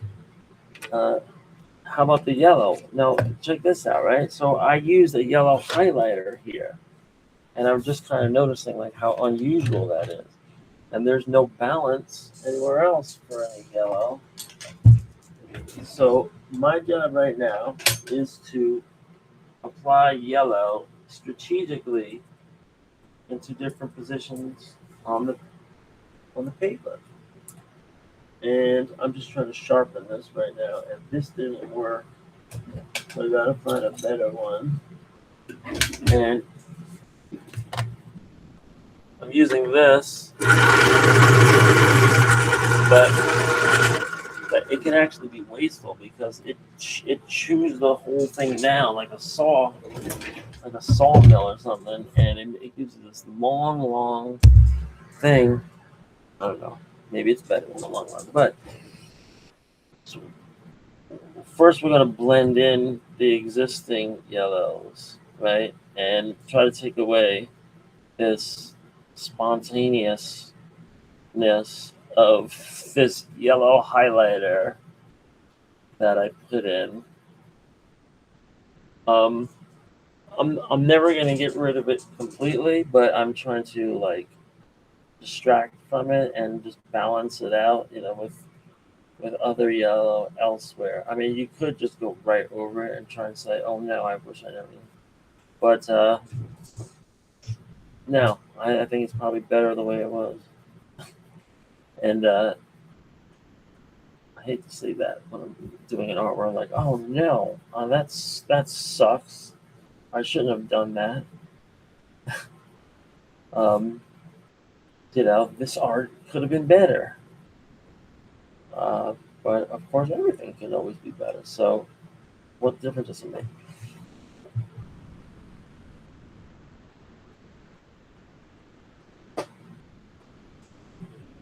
All right. And then up here too, I'm gonna mash this yellow in over here too. Right? So here now, like things you didn't expect to do. It's like an emotional strike. Like, oh, you're just jabbing with yellow everywhere now all of a sudden. And so it's like, yeah. Once you started using it, you realize like I'm not using this nearly enough. I gotta have some more cowbell, right? Yeah, I think it's only helping. And then, same thing goes here. So now, like the last thing you used ends up stealing the whole show, right? And you're probably like, I don't even know what this guy's talking about. I can barely see the yellow, but different from anything else. Like, what is all this white doing here on the nose? We got to get rid of it. And this yellow transitions us away from the fluorescent yellow that I'm regretting. All right, but now we're just gonna mix it in. Mix it in with some light blue. Right? What would reality look like here? Would it have so much yellow, or would it have blue? And then, besides reality, you have other considerations like these colors aren't realistic. These colors are a million zillion different colors. So, what are we going for? And at the end of the day, even the artist can't tell you, even right in the middle of making it, can't tell you. What are we doing? What are we going for? What are the rules? I can I can go live on Substack and say, look, here's some art things you can follow. But some of it is structured, and then some of it just comes from the unknown, you know, and not just like, what gives an artist the ability to translate things to paper, but where do those ideas come from in the first place? You know, besides the technical part of it, the idea part of it, the creative part of it. And then, when is there a combination of both things coming together, that really transcends any one discipline, right? Like, writing or art, let's say, you know, if you have a writer and an artist, that did everything by themselves, let's say, instead of like, how like Superman was made, then you have, more of an accomplishment, you know, an individual accomplishment. I love working in teams too, obviously. I work every Sunday as part of a dynamic duo. Um, but I think I want to say, like, I feel blessed my whole life to just be able to draw. Like, hey, can you draw something? Like, all right, what do you want to draw? A shoe, a lemon, a cow, and just, I guess, better than others. It sets you apart. But then it's like you're trying to be better than yourself, or sometimes people try to be better than a camera, or better than, like, the artists that are hanging up in museums. Like, when we see great art, we say, oh, I want to go get some stuff and make some art myself. And there's nothing wrong with that. I love that. I love living my life as an artist and everything, and not just growing from seeing other artists, but teaching kids. I also feel blessed to do that, and I've always, like, even before I became a teacher, I'm going into my 19th year of teaching. Um, Even before that, like, using your art to help people, and mostly myself. Like, I've spent my whole life making signs and murals and web pages and T-shirts and ads and catalogs and everything. All about communication, whatever paid the bills. But then I did some comics, and I actually sold some comics.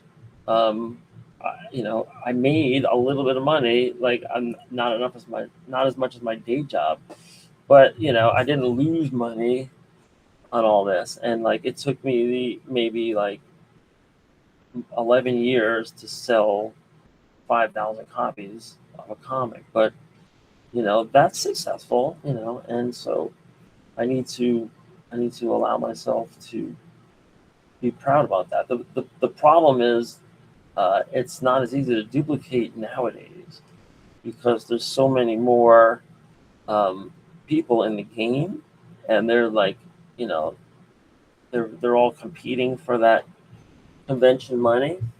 But I was looking at this Kevin Laporte email that I get every day from Substack, and I recommend him to subscribe it, because even if you don't read the you know the whole email or the post, you can just see, just from the headlines, Kickstarter did $19,000 in sales today, right? That's like amazing, information. And then they tell you which ones are the big sellers and what the trends are. with the AI and nudity guidelines and all that. So very valuable. Thank you to Kevin McCourt for doing that. But for my, streams here, I'm just kind of documenting process and, for myself to look back at in future years. And if anybody else wants to peer in and can get anything useful out of this, I'm not much of an entertainer, I guess, but I am a talker. So when I'm not in school, you're kind of like missing that stimulation of, getting it all out, like getting all these ideas out before they go away, before they're like not valuable to anybody. And yeah, I've definitely helped a lot of kids along the way get into decent high schools. I'm very proud to say, and I'm very blessed to be an Ayrton teacher. And so this is the art I do on the side when I get a chance in summertime. All right, enough about this one. I've been just obsessing on this one this whole episode. So, and I didn't even mess with the eyes yet. Like I want to do this little dark centers here in the eye, and these eyes are crazy, gigantic, like dilated eyes. So totally unrealistic, right? So I could even try to rein that in now.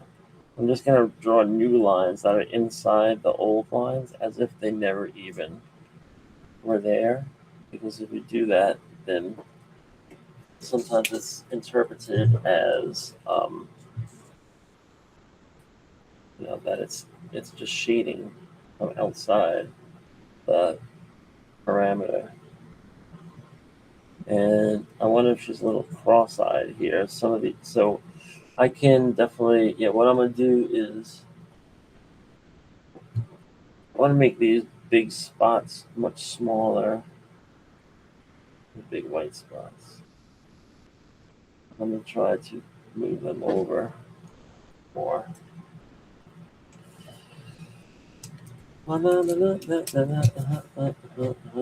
You could also hide messages in here, like hi or Nina. Of course, referring to Al Hirschfeld,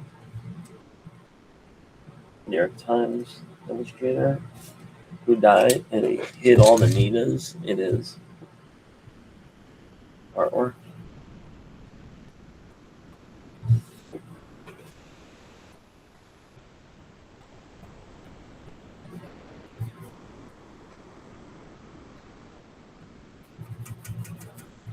They don't ride them like that anymore. All right, putting that one down. They just don't ride them. When you're making those faces, you just fall in love with the face, right? Like you're doing it, you're trying to make it beautiful as you can. All right, the tough work. Back to the labor wheel here. Turbo Pit Fighter is asleep on the couch. He hasn't slept in who knows how long.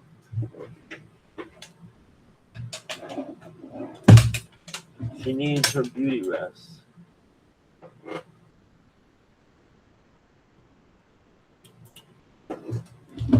And all this pausing I'm doing is because I'm sharpening my pencil so I can draw. Turbo Pit Fighter. So first thing we do is divide it up. I have this one, then I have two in the middle, and I have two on the bottom.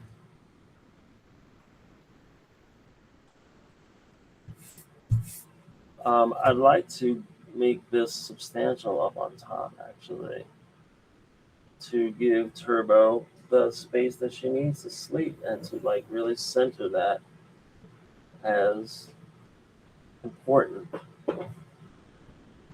And then these other two boxes here, they'll be plenty big. I have this. This could be a lot easier with this than the triangle, actually. Now that I think about it. And yeah, so I'm just eyeballing it. Doesn't matter if it's right on top, right in the middle. I mean,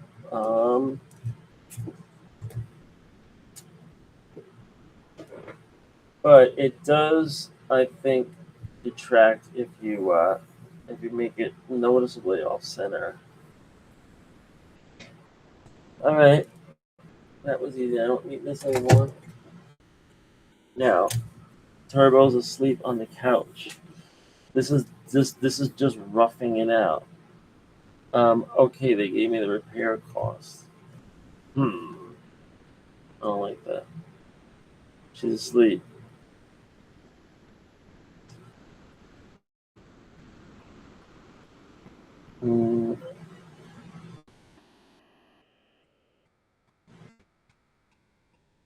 Turbo. Yeah, so one thing I forgot is the dead zones.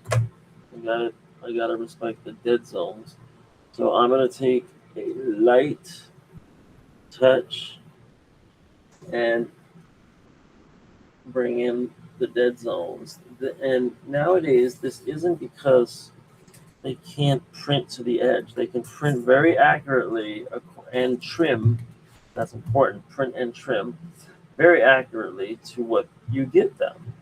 The problem with these dead zones is that it makes it hard for the person to read if it goes all the way to the edge of the page. And that's because whatever they're looking at in real life is going to be in the way. And, sometimes maybe when a comic creator is in a rush or when they're not planning as good, they need to do something all the way to the edge. So if you have to do that, you beg the person's visual forgiveness and just put out your thing. But we learn that, so that's why I want to have a safe zone all the way around. See, because I was just about to start doing my my dialogue, and it's really important to do the dialogue first for me. So this is a big panel, so I can start it here. Okay, Turbo. They gave me the repair cost.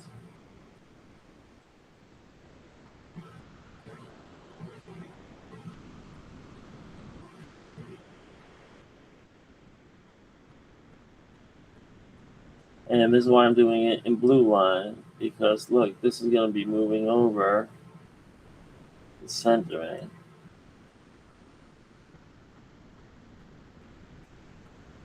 And then I don't really know what Trophy is going to be doing. Or maybe Turbo should be over here more. Maybe Trophy's over here with Mr. Ike. Mr. Ike comes in, he's got to be big, right? He's coming in on the scene, so he's like this. And here's his big ear.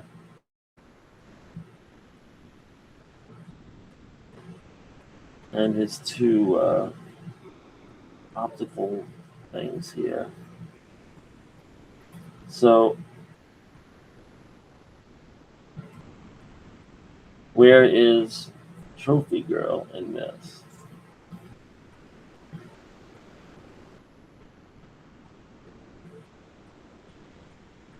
And here's Turbo asleep. right in the middle like this. She's got her boots off. Yeah, it's about a rare moment without her boots on. Her shit kicking boots. What are we gonna do about the rip? Because I got to do an accounting right now, and this is unpleasant, but this is why I do these videos, because I'm like time checking something very important. Turbo got her shirt ripped in Turbo #1. Yeah, and I'm doing Turbo #2. Let's see. No, we don't. Oh, it's in the new DoomMag. The next 8 pages, Turbo goes outside. All right. I got to refer to my own comic. I don't remember what's going on here. So this is where it picks up. Turbo Pit Fighter. This blows up. She chases the guy outside. Look, he's got this whip, and it's like a tasered whip.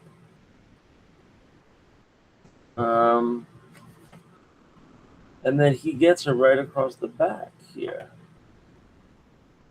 He shreds. Oh, maybe we fixed that. Yeah, you can't see. Look at the way Kurt did it.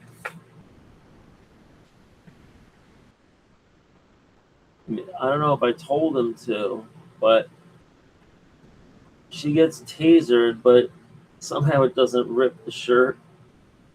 So maybe she's got a really good soccer shirt on, right? And the question is, do we show her back anywhere between now and then? Because maybe we should have it ripped in the back. This came out really late. Okay, so it doesn't show it there. Where else would I see it? There's more action later on, but let's see in Turbo #2. Doesn't show it. This is the ice cream truck I have to take a look at. I have to draw the ice cream cone that way. But this is a really good drawing here of this van. And I need to duplicate it here. I see the problem. There's a kind of like a jet here. It comes out like that.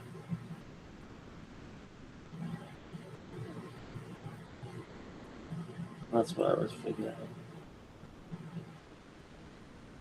The old jet jaw. It's got 2 lights, and then this integrated frame goes to the other side.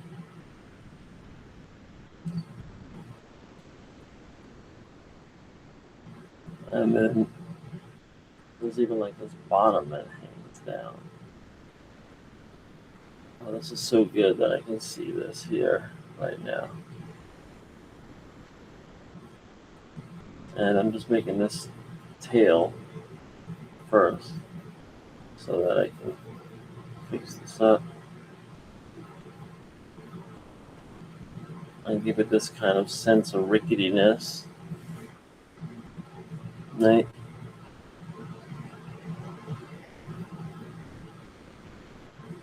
We got the 2 handles here, and then there's schmutz everywhere because there was like blood everywhere.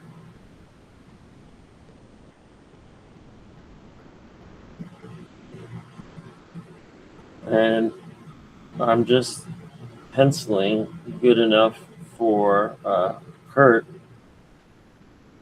to ink it, but I also have these high-res pencils, and I could really do just a special edition that has the pencils put through Photoshop and just darkened.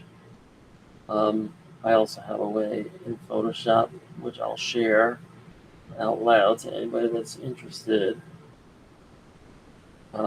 when you're in Photoshop, you make let's say you have a black plate, you could turn it to RGB and then separate. So you take that black plate, you put it in quick mask mode, right? Cut and paste all the contents of the one black plate into quick mask mode.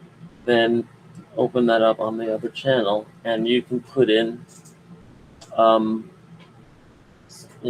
red, green, or blue, or you can put in cyan, magenta, or black, or you could make it grayscale and just keep adding tints, which I really, really recommend.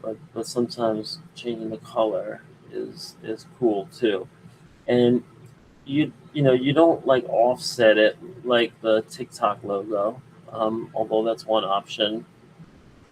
Um, and that has a nice throwback feel to it.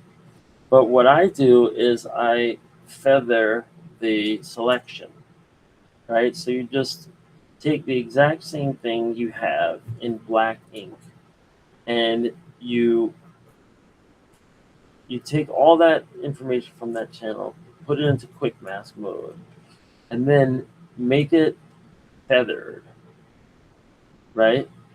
And the feather can be like a feather of like 4 or 5, but then you go into your other channel, and you can add any color you want in your other channel. You can make it purple, let's say, and then you kind of have this like purple ghost around, all your artwork. Every line has like a little faded version of it, but not instead of it, behind it, right? So that's really nice. And then you can do it again with light blue, let's say, or light green or yellow, and you can make the feather like 8, and then make it very general, or you got to see how it works with your design. And it depends on the style of your design and the detail. But it's a cool trick, and it works with grayscale. You could do like a 10% tint or 15% tint, and then you could do like a 40% tint, or you can make it any percent you want. Just do your art. But those are some of the little settings that I put in, so you can get some really nice designs. And I'll show you an example of what I mean, because I have right here somewhere a copy of what I'm talking about. This is my poster portfolio with the originals and the digital copies. And I'm making a book out of these. I just did all the scans. And I'm looking for a certain one, which was a Doughboys concert that my band did. By the way, Sunday, August 30th, at Otto's Shrunken Head, come see the Von Ghouls along with the Psychedelic Cats. And no, this one doesn't have the Doughboys. If anybody's interested in buying the original art for Turbo, here it is on vellum, inked, very fine ink. And the vellum, I don't know if it was that color to begin with, but it's very yellow. It looks very vintage. The problem is, who is going to buy the artwork for Turbo Pit Fighter #1? Who would collect such a thing? Here's the cover right here. And this is blown up for the Comic-Con. Next, let's see. We want the one with the Doughboys. Here's Wing. And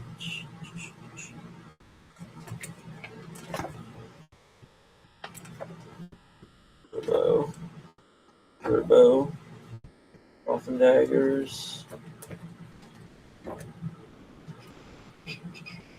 Casualties.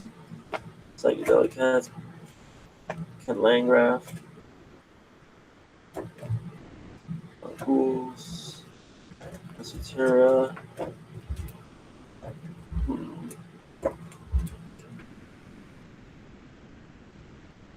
This is a nice face here.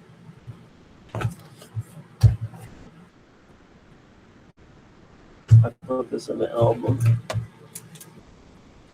Casualties cover.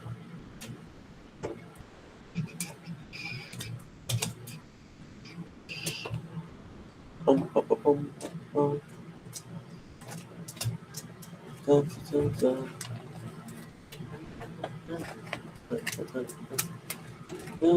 Where's the Doughboys? Oh God, it's not here. So it's not here and it's not here. Where could it be? That means I only had a goose.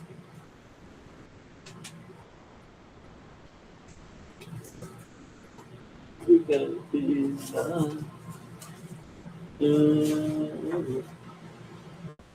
Oh wow. I gotta put this one back in circulation.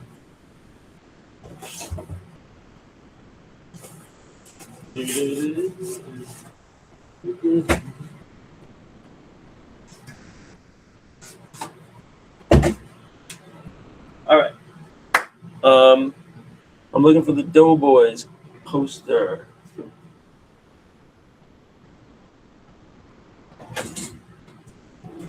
I'm gonna find it. I'm gonna find it, show you.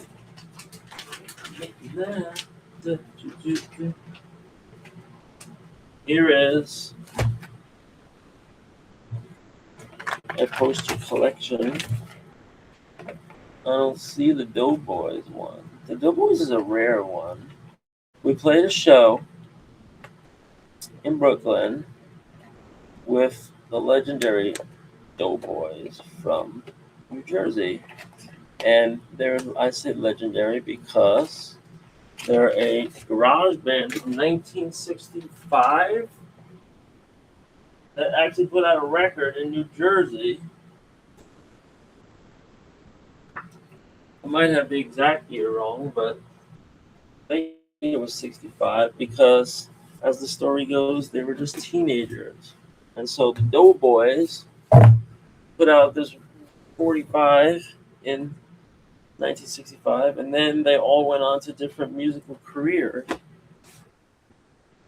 And then at some point, I played a show with them in the 2000s. I think it was like around 2009. And I made a poster for it that I'm not seeing a copy of, but I'm looking for nonetheless. Got all these other ones. This one's rare, the Ghouls Night Out. It looks like this. It's like a sci-fi chick invades Dracula's castle, but it's like a Draculina. Yeah, the Doughboys is so rare, but I just found, and when I say rare, I'm the only one that collects these. Yo, I found it. Okay. And this one's not laminated. So this might be like the only one I have that isn't like the laminated one that I'm thinking of. And I love how this came out, except there's a couple of things that are not ideal about it.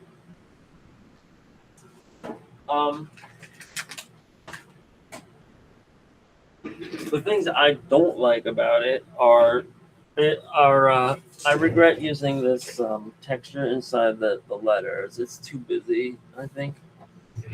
And I wasn't good at this point at doing my chrome letters. But it does bring some color onto the page. This is a little damaged already. What I want you just and the other thing I don't like so much is that the names, we have the Doughboys, the Mongols, the Beat Rats, and Tight White Jeans. So I don't know if it's that smart to put them all over the page where you have to go finding it. In terms of like the concert goers, but later on for art's sake, who cares? And I just did whatever I want. But I want you to pay attention here, right? So here you can see this is called out of phase. This is what I was talking about, the TikTok thing. And I was just using press-on letters for this. I still have these press-on letters. They're great. But you notice how I scanned them I had an original art piece here that was that I still have somewhere. But I put it in Photoshop. And then I created a new layer with the same information on it. And another way to do it is just like create a second layer and then blur it. And then you apply a color to it. You assign a color to it. And I use a quick mask mode for that. And then so I did it here. It looks like with I must have done it at least twice because there's like a blue. Right, and here it's kind of like a green to match the Doughboys green, but that's separate. All the rest of these places, it's just the black and white artwork, and then the fact that you have these little hatching lines right there, right? You take that and you make a second layer in Photoshop, and then you feather it, and then you fill it all with color. You assign the whole thing to color. Now, wherever it's black, it's like black and green right on top of it, but it's also very behind it. So it just gets darker. Nothing ever gets lighter. And it creates a halo effect. And all you got to do is take inked artwork, and you don't even need a colorist. I could see doing a whole comic in this style. Just take black and white art, but then you print it in full color with this blue halos and these kind of like it could be reddish, could be greenish. But here, what I did in Matchless, I have like a green and a red, and they're just barely offset so much that it almost looks like I talk about the TikTok video logo. Oh, this camera's great. Wow, look at that. But it's like the slightest little offset, right? But you're doing that here with the whole thing, but there's a huge amount of feathering. So this is a patented method that I created, and I'm giving it out to anybody that's listening. Try it. You'll love it. It's great. I love it a lot. I'm gonna since this is so rare, I'm gonna keep that Doughboy one in with this rest of the portfolio. Here's something. These are my turbo copies. I was looking for these. God dog it. I need I need a couple of these, come to think of it. I'll take just 2 for now. I also got some Pearl White Melodies, but I don't have any DoomMags. Oh, I don't have all 3 yet. So yeah, this is definitely my carrying case. So I need to bring this to some comic stores. How about that? And what you can do is you can go to a comic store, just say, I'll trade you, if you think you can sell some copies of this, you don't even have to pay me. I'll just trade you, a comic for a comic. And, the comics I'll pick out will have to be like some nice stuff. See if we can make a deal. We can strike a deal. Strike a dealio. I have to put this in. I have to put this in a different folder because I have a folder of finished ones. If you saw my setup, you'd laugh. Oh, here's the other portfolio right there. It's all the original stuff. Yes. All right. Have a lot going on here. Let's take these, put these right up there. And then we'll go back here to how we started. Got some great ideas. This sheet is very important. The death of Cromita sheet is also the death of Shankra. And then we have all these different ideas here about the astral psychic sequence.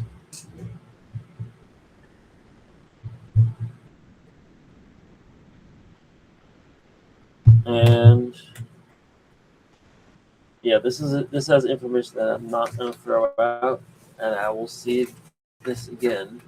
And even though this pad is almost at the end, this is a very valuable pad because it has the death of Elamina, which I could also go and sketch out. So this is a fun pad to work off. You just put the artwork in a new pad.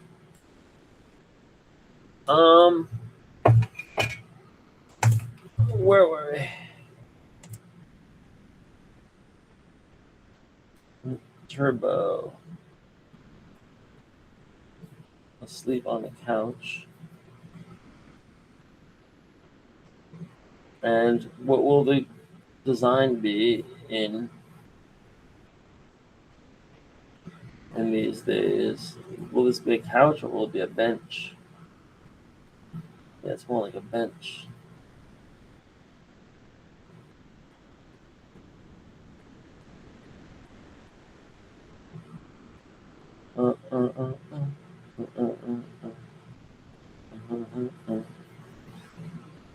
And I was thinking maybe Trophy Girl is like has a coffee cup or something.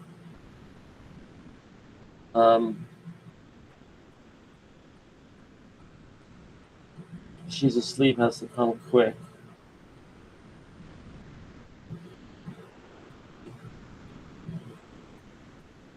So this word balloon, so she needs to be like here or something.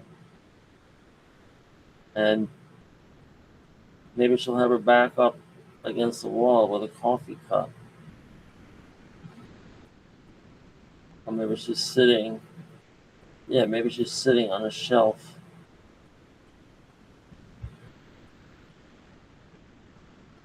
Oh, we can't see the shelf.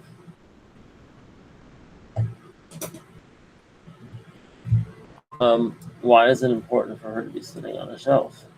Because it's symbolic, that it's not just symbolic that like she's in an industrial setting, but there's nowhere else to go. Turbo has the couch.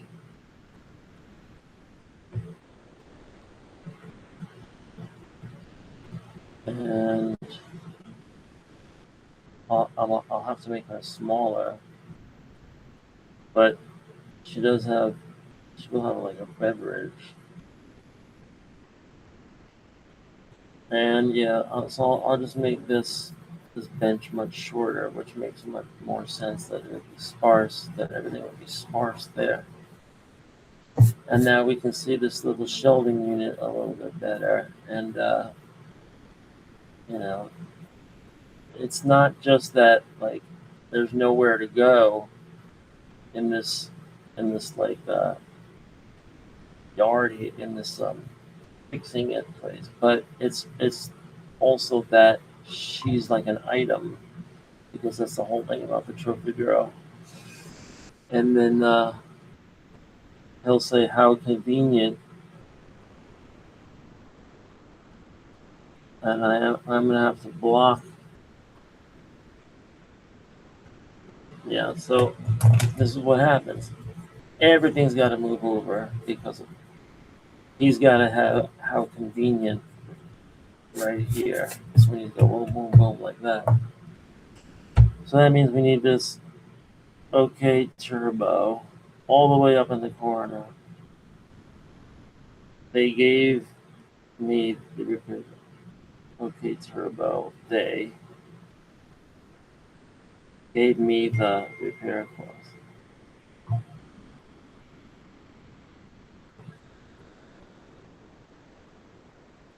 And this could even be one of our famous bubbles. And then it says she's asleep all the way over here. See, we went from there all the way there. And then he'll say, how convenient.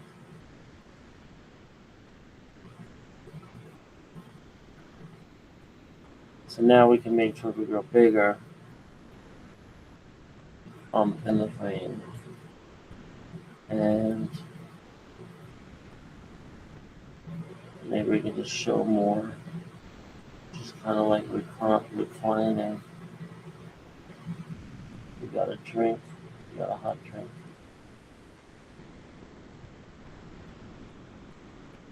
And some more of her legs this way. And she should be up against a little wall here. And then here you'll see battery boosters and coils. And here you'll see some tires. And here we'll see some robots and droids. Or, R2D2 different things. Yeah, and Turbo's kind of like in the straightaway position on this thing. Alright, so yeah, now I got that pretty much blue lined. We'll shade this in. She's got the yoga pants on and an inimitable striped shirt that doesn't have any rips on it that we can see. Even though she got lashed across the back, we're expecting people to believe that it didn't affect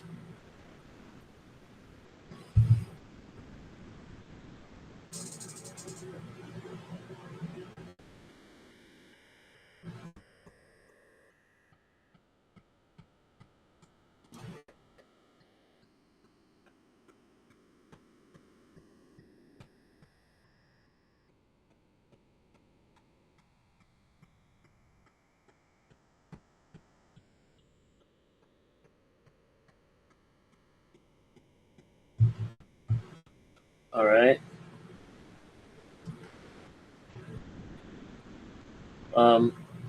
Is there like a pillow here, or is it Turbo on her arm? Turbo's arms are so big she can use them as a pillow.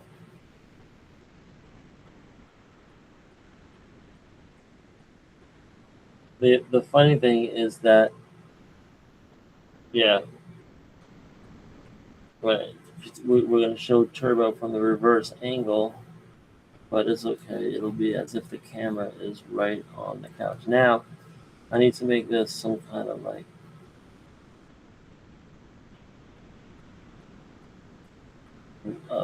uncomfortable rail thing, you know, 'cause they don't want anybody sleeping on it. And then we get to see Turbo's feet here for all your foot fetishes. The only foot fetish I have is trying to draw them accurate. Feet are very hard to draw.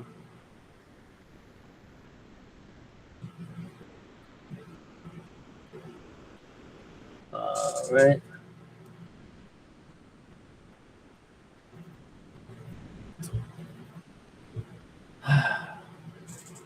Yeah, so that's it. I don't have to get too much better than this. Here, I might want to just include this, get some of this shapes out here.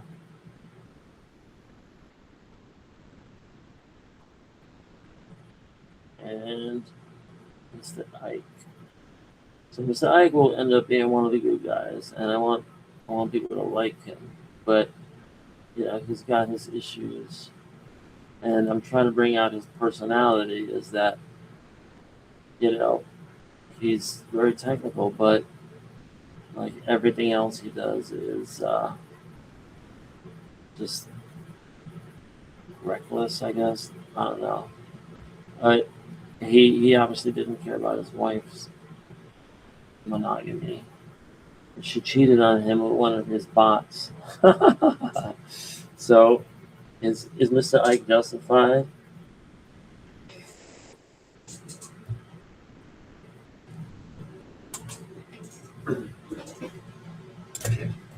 I'll put that on here.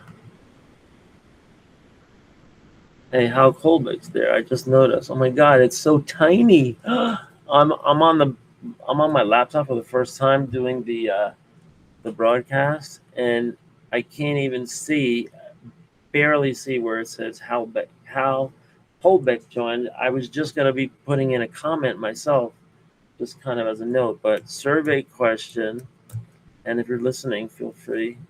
I don't know if you're still there. Survey question. Is Mr. Ike wrong to be upset if Mrs. Ike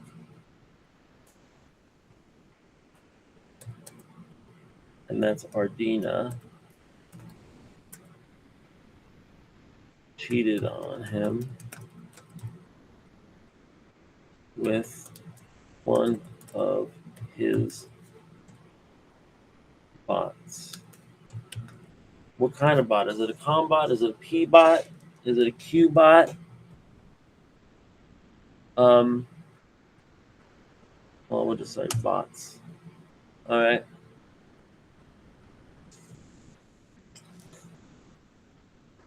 And I'm really sorry if anybody is coming in on this video and I don't notice it, because you would this is the first time I'm on my MacBook doing this, and if you would see how small it is on the screen, can't really show it, but everything's plugged in. But it's like the tiniest thing.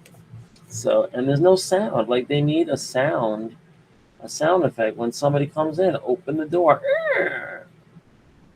because I think a lot of people that are streaming don't necessarily look at the comments to see if anybody's commenting, because they could be skiing, for God's sakes, or they could be, doing whatever, mountain bikes, and there's people like that, and then there's people that just stare at the whole thing, looking to get comments. But obviously I'm drawing, and this is kind of like a also idea brainstorm graveyard sandbox, whatever. I'm working this out now so that I don't have to work it out later. But Trophy Girl has like this feathered up hair, and I keep thinking of like the style of I guess Lita Ford or Heather Locklear when she was dating Tommy Lee. Spiky hair, and it's a lot of other people use this. So this is just what I associate. But she's got these fuzzy booties here, these fuzzy long boots. So she's got a very distinctive look. And here she's got a cup of Joe that is steaming, and hopefully that all makes it in. And we have all this, and yeah, I don't need to, I guess I don't need to draw it, but I wanted to show like these are batteries, like heavy duty batteries, and then the coils on top. And then other stuff. If here there's barrels, it could be a barrel or it could be a bot. Here it'll say how convenient.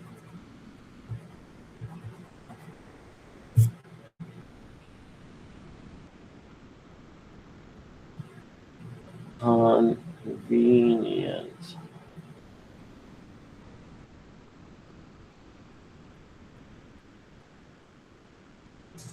All right, so I got all that out of the way. Here we have the booties, And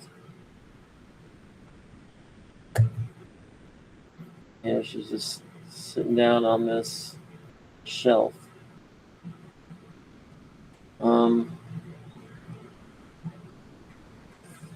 Now what else is going on? Oh.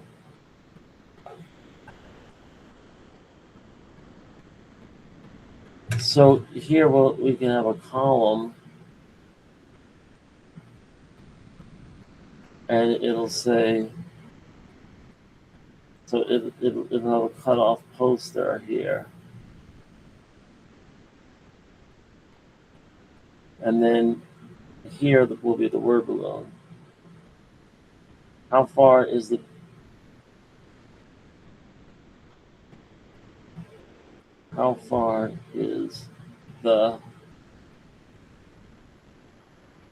big deal regional? She'll ask. And we'll have to sacrifice some of our shelf space here.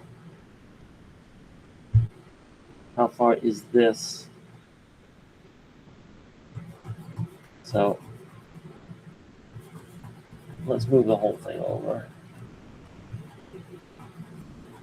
And you know what I'll do? I'll stretch it out, make it thinner. How far is this big deal regional?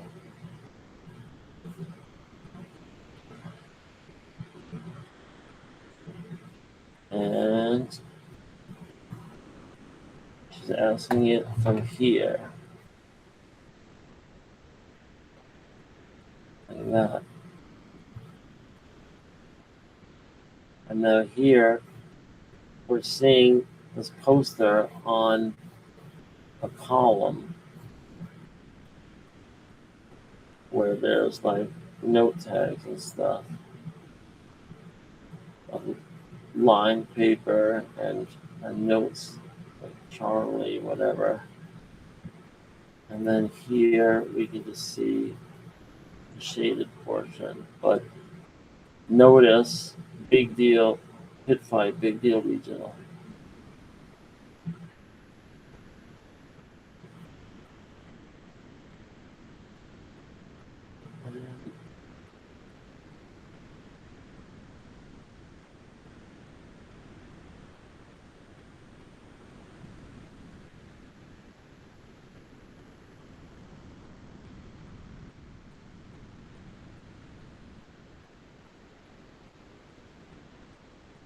I'm gonna make this cut off.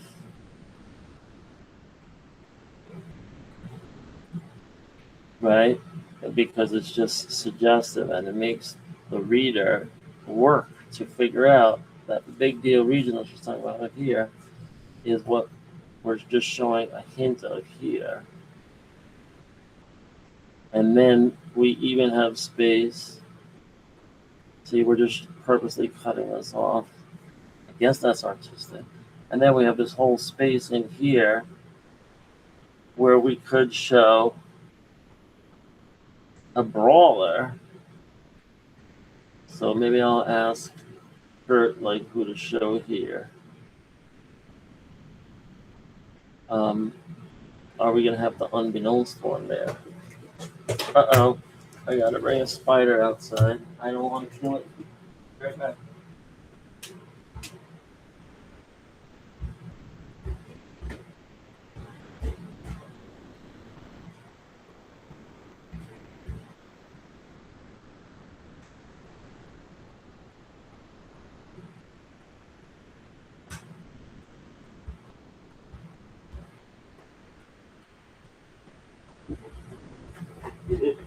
The spider went up the water's back.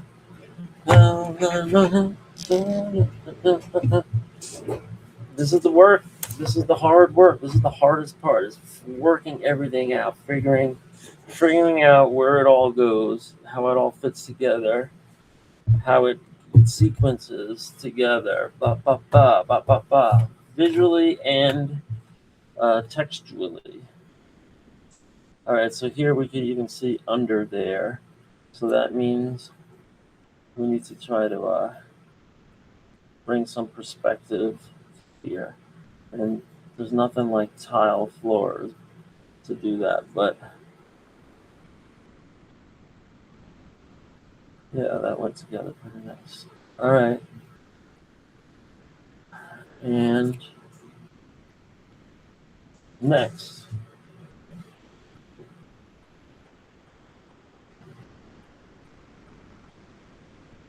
This is close on the trophy grove right here. So I get to do a face, yay.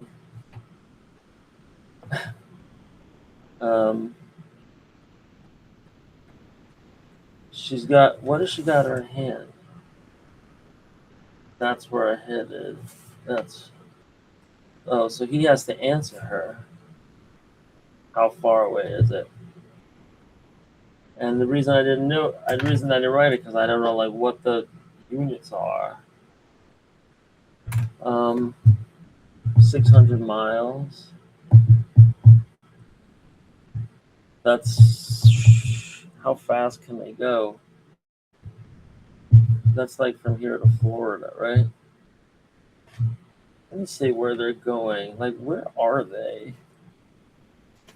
And where are they headed? Like, are they in like Cleveland or something? We've never really thought about where they are in this wasteland, but it should be like a bombed out big city. So yeah, why don't we say Cleveland?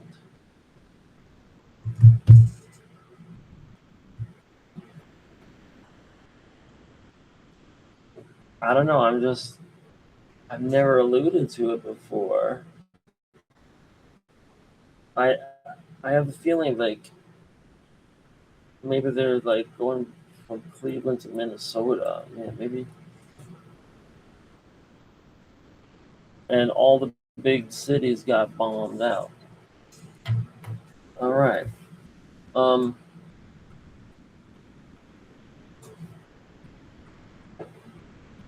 Should I say it's Minnesota?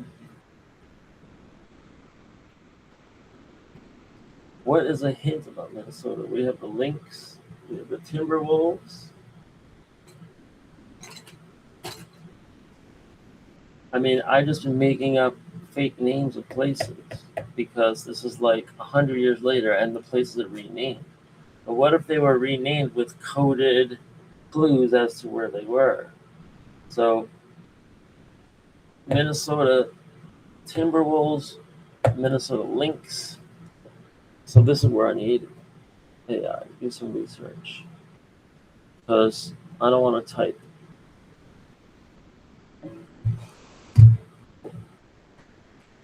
Hey, for my sci-fi world, I want to for my sci-fi world, I want to rename all the major cities. And I'm thinking about Minnesota, and I'm thinking about the sports teams like the Timberwolves and the Twins and the Lynx. So, what could I rename Minnesota to? Okay, if you want to rename Minnesota but keep the same vibe, we could maybe theme it around its sports or its geography. Something like Lupenia for wolves, Twin Reach for the Twins, maybe Lynx Home for the Lynx, or something more landscape driven, Northwood or Everfrost.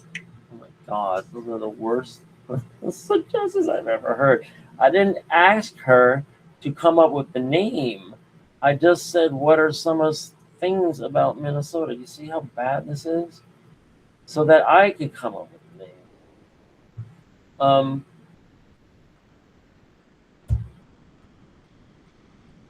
How far is it away? So let's ask another question. How far is it from Cleveland to Minnesota? Sure, let me check.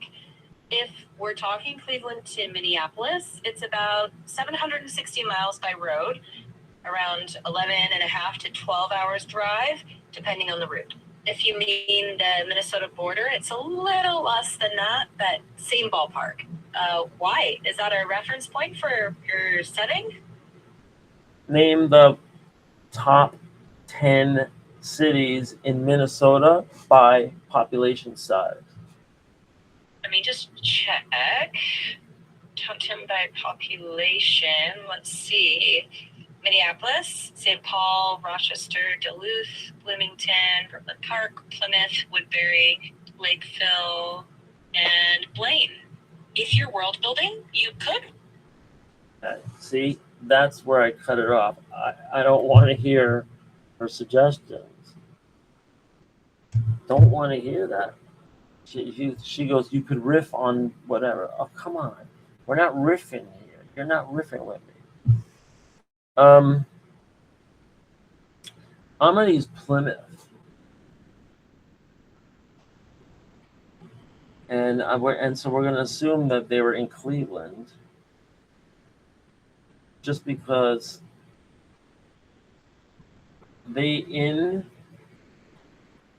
is there any reason why they couldn't be in Cleveland?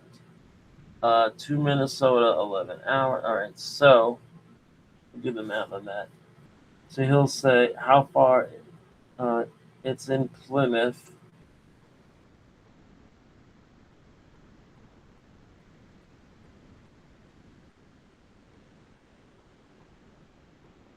$11 hours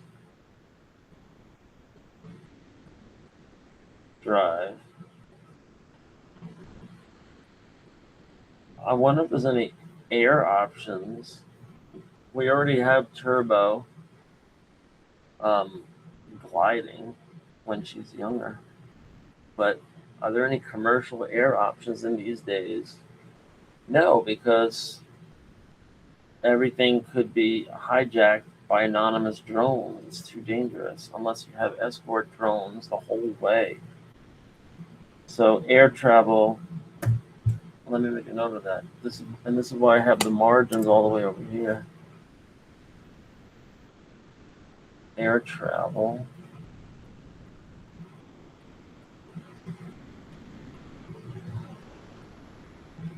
Risky. Only unmanned in air corridors.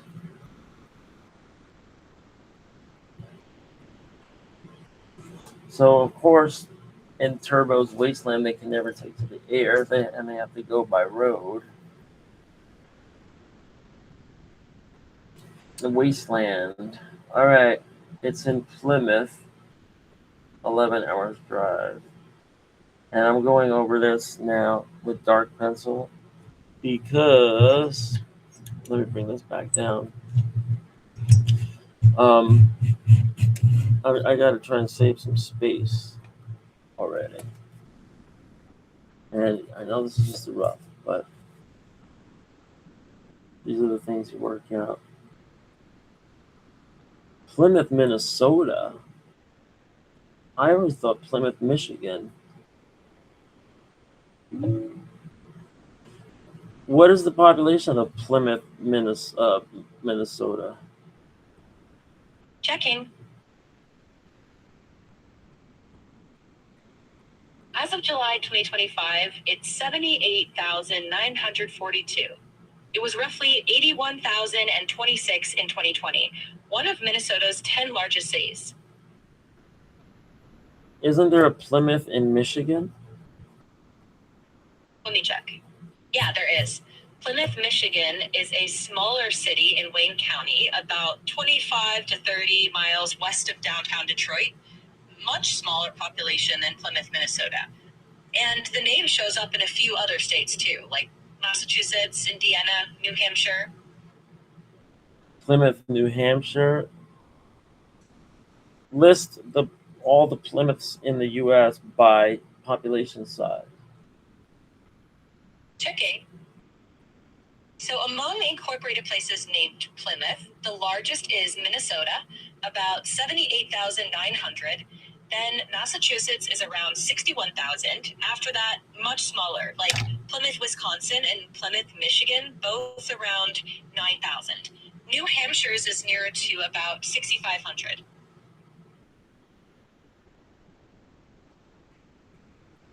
Teeny tiny. So Plymouth, Minnesota,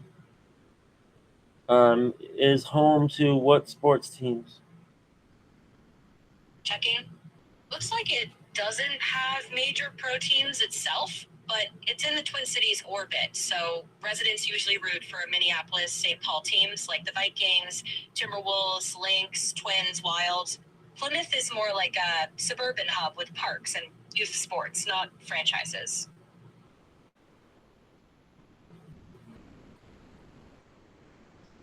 What is the high school team called?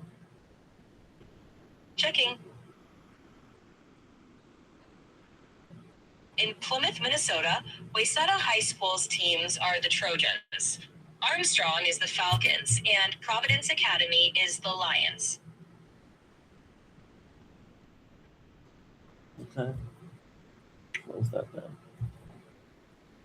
So I'm going to write Lymouth. I'm just changing Plymouth to Lymouth. I don't know why this is out of focus.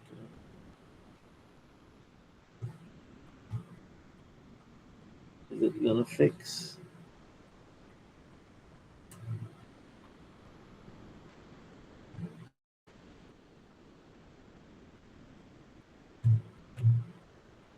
Why is it not fixing on that? I know it can. All right, there we go. We got it in focus. It's in Lymouth, 11 hours drive.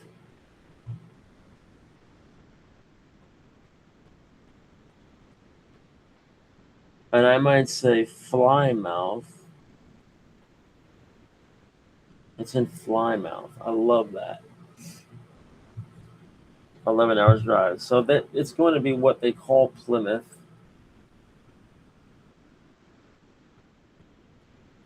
Minnesota population was, what'd she say, 700,000 today. After the megapocalypse, how much will it have? All right, back to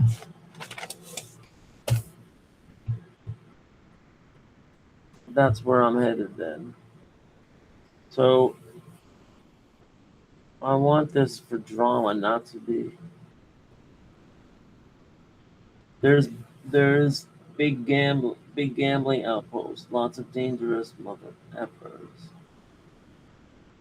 And then so he'll walk up to her and she'll be looking down on him like this.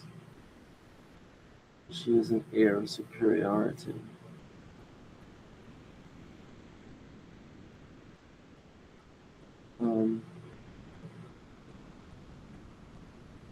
Yeah, let's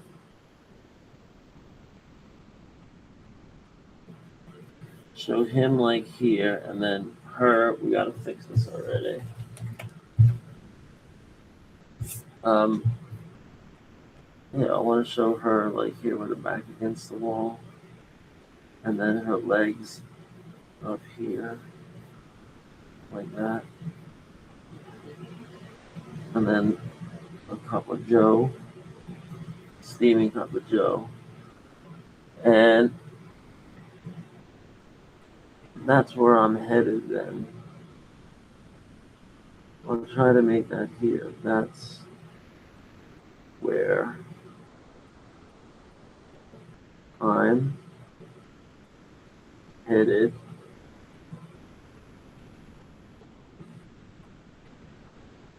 Then gotta decide whether to make it longer or shorter. Now we're gonna show her here and here.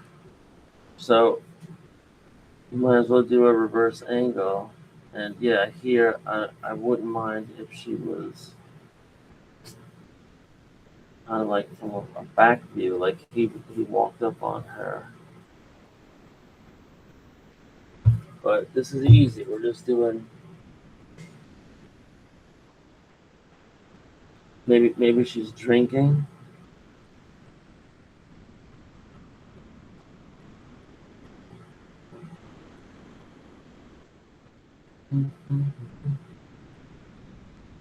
Or maybe she's pausing.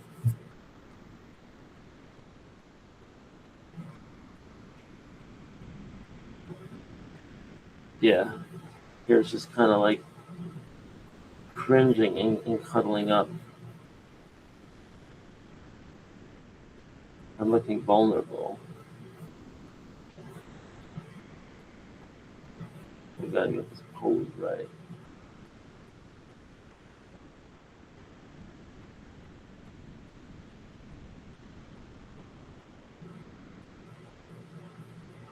She's wearing like a cover up here.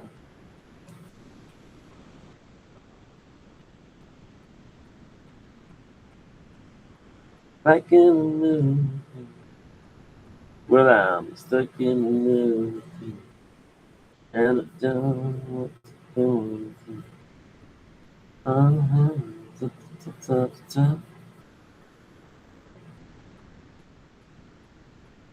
All right, and I get a second chance at the apple with all of this because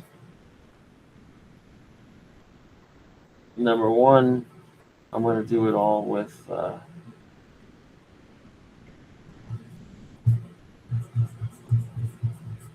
Yeah, I'm going to move this down. Yeah, so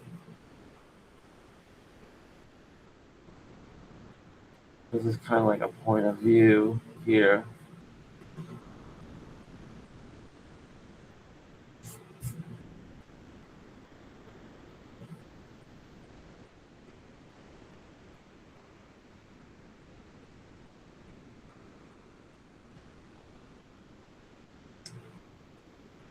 And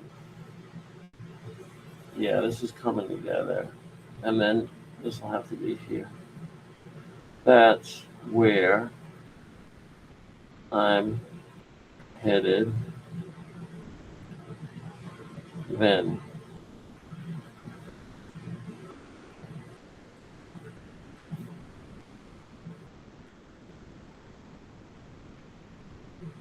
Stuck in the middle. And down.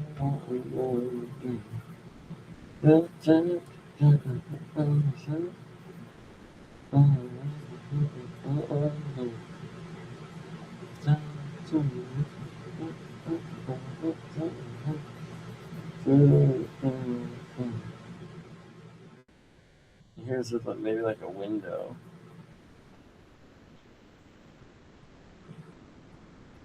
Could be a window. No, there's no windows in that place, are there? So there's like a flyer hanging up here, and it's the Duke. Like everybody reveres the Duke.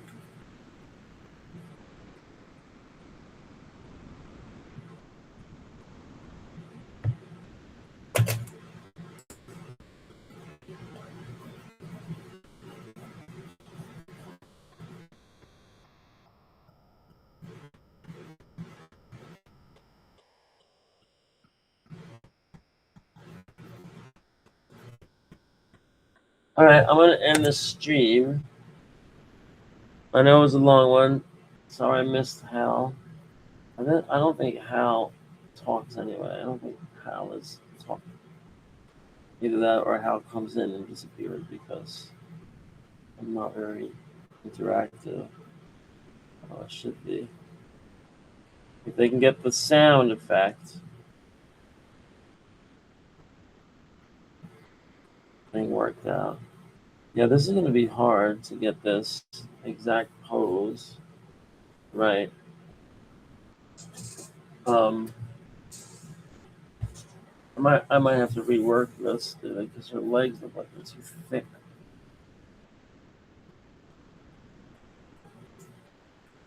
And the rest of her body is kind of like scrunched up. I don't get the feeling that it's like a natural position. But yeah, I mean, she's definitely reclining here. And we have the smoke of the cup.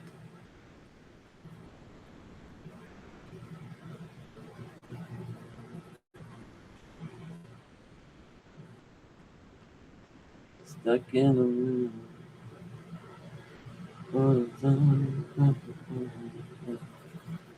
All right, next we have kind of a reverse angle here. Like I said, this is the hard part. Yeah, because I don't know, I have this weird habit now that if I'm drawing, I should be streaming because you don't have to save it. Like, I don't know if I'm going to save this one. Went over a lot of valuable things though. So I got to see if they're going to isolate them. But yeah, we'll just end it. So this is how we end it. We go out in flames.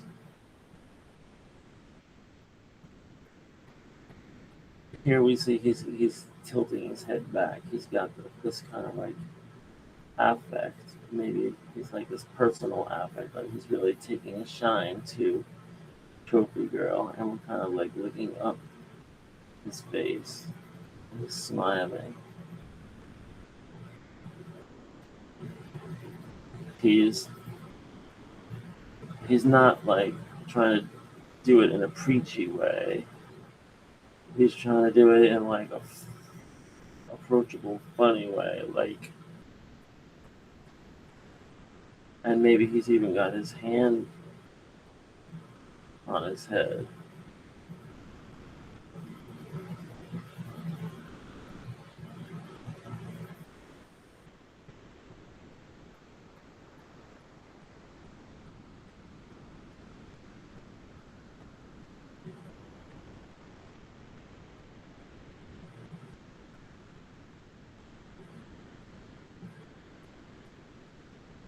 Yeah, that's good right there. Now, how do we draw her? Now she's looking over, and she's got her drink, her cup, and the smoke, and the legs again.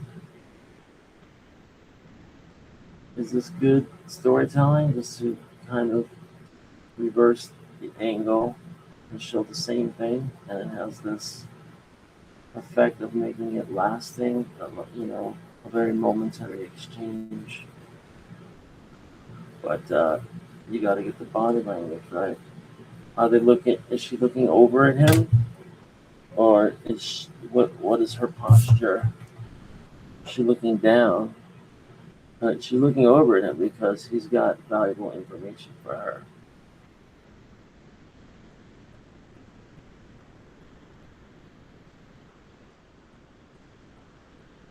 So that would be maybe the proportion of her face. And we have her arm, can't be too big. Her hair's over here, and these fluffy booties.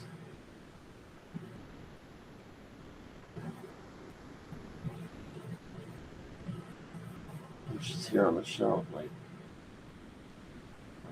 that.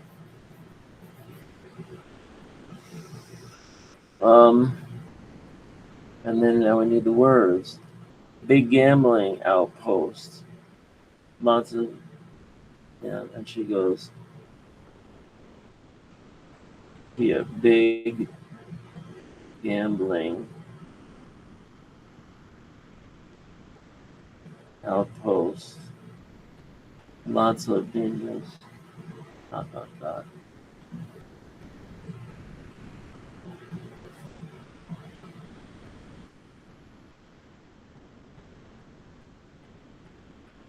Motherfuckers. Um, I think we cursed already, and we're just kind of establishing that that's how Mr. Ike talks. Of course, I should have put this down at the bottom more.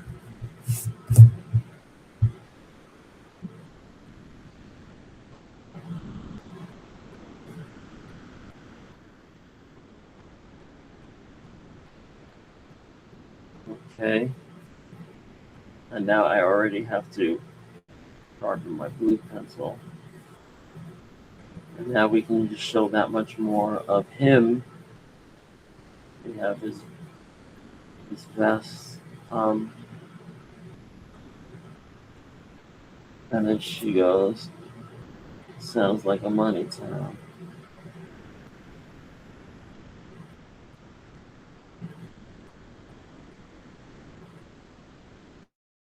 And here we're going to maybe get a little more surrounding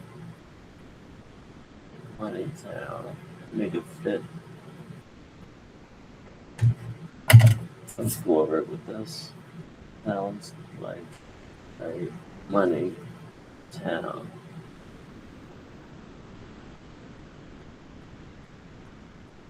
So we can make this a little bit lower.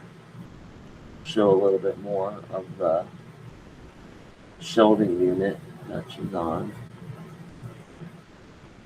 And Mr. Ike.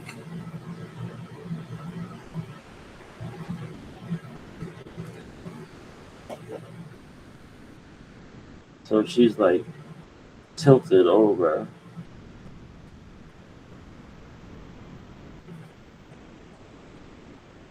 But not like crazy. And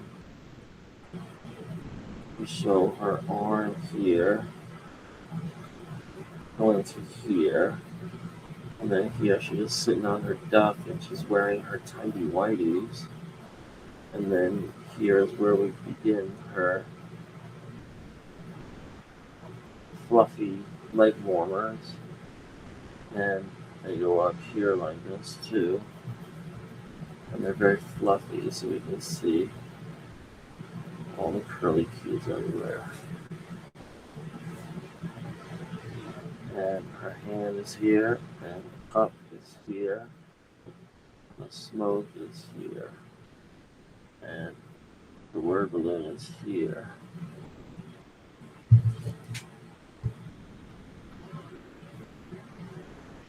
So we have dot, dot, dot, and dot, dot, dot. And then next, this is where Turbo's awake. For her, we see Turbo's eyes open.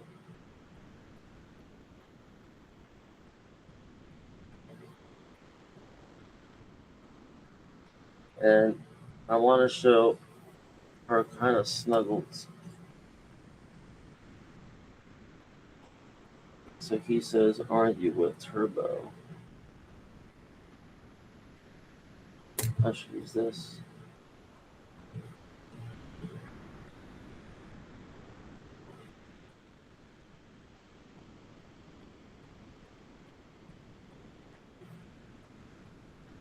And she has to say, I don't see a future with her. So this is important. I have to. Turbo's going to be awake here, like one eye open, listening in, and they think she's asleep. Aren't you with Turbo? I don't see a future with her. She'll keep you safe. You don't know me or my story. So what's most important here is spacing out the word balloons. Should I put them here, all the way down here? It, better it should zigzag. That you aren't you with Turbo? I don't see a future there.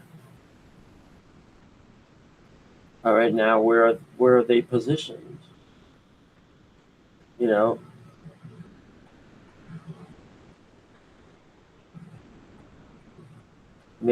Maybe we can't see them. Maybe we just see their arms or legs or something. Let's see.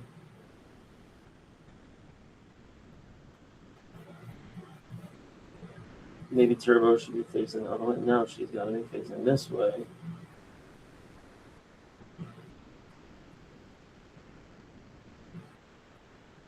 I don't see a future with her, or I don't see a future there.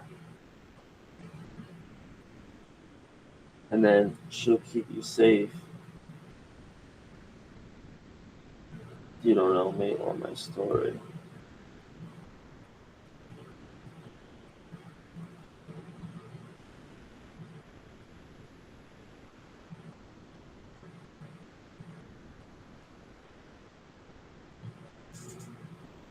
Yeah, I mean, in this pose right here, it looks like Turbo's gonna have to like be getting up. So maybe we like have the back of the bench here, and it's just like kind of like popping up like this. So like, you know, she heard everything. She's awake. She's not trying to hide it or anything. Um, you know, she's very upset actually hearing this, and you know, she's a strong silent type, but um,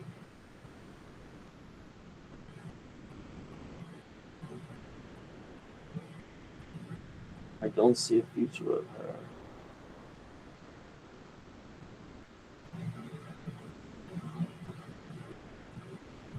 Okay. Where do I put it? Where are they? So it's got to be bump, bump, and then I could do bump, bump. So now we using word balloon tails, or are we using the goddamn boxes?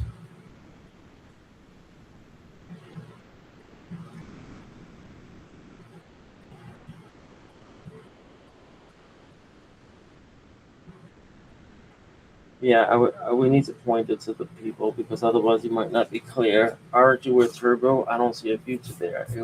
That could be him saying it. So we have to point to her. So maybe she's getting down or they're changing position. Yeah, so maybe this is like, or she's leaning in, telling him quietly.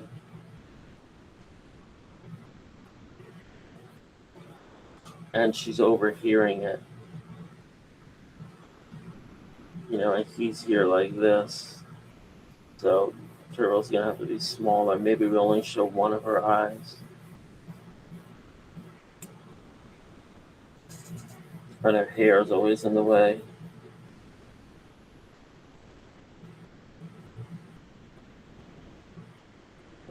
And her hand is right here in the way.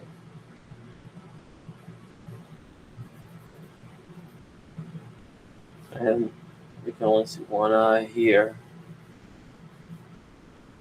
But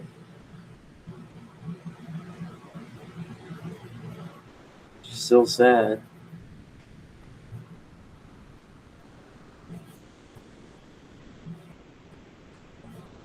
All right.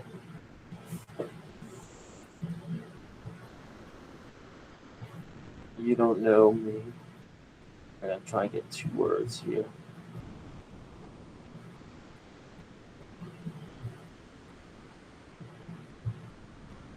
This is actually something that was hanging up in my classroom. A student made a saying that said, "You know my name, but not my story." So here it says, "You don't know me or my story," and it's the trophy girl putting up her defenses. There's Turbo, and her hands are all out of her gloves. There's no danger at the moment. But we can see her here. She's not asleep.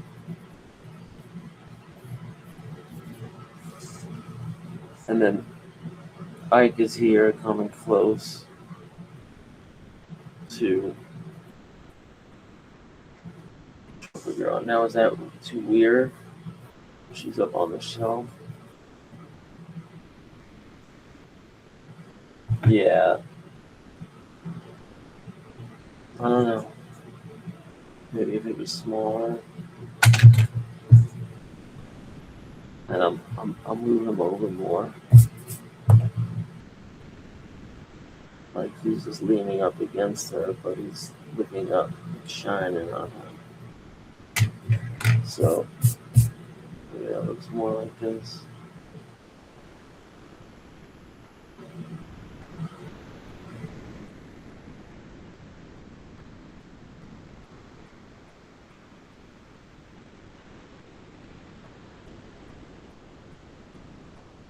He's got a big, thick head.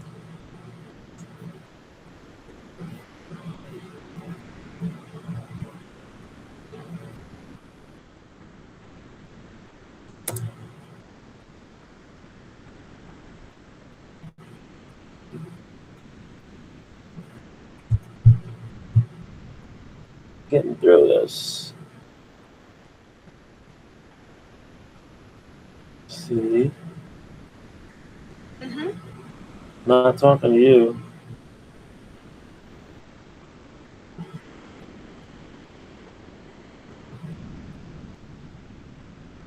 I didn't even never left that open.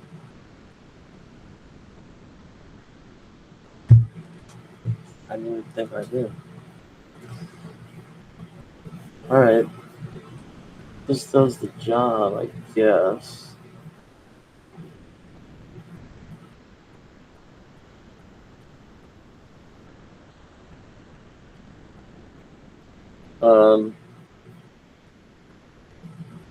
It's like a romance novel here, like Liechtenstein.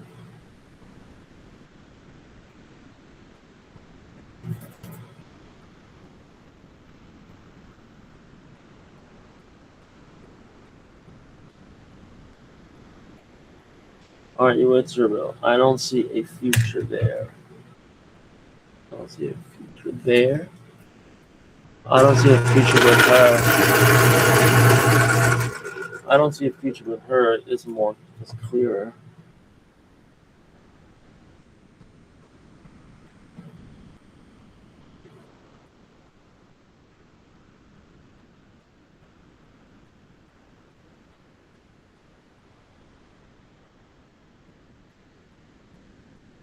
She'll keep you safe.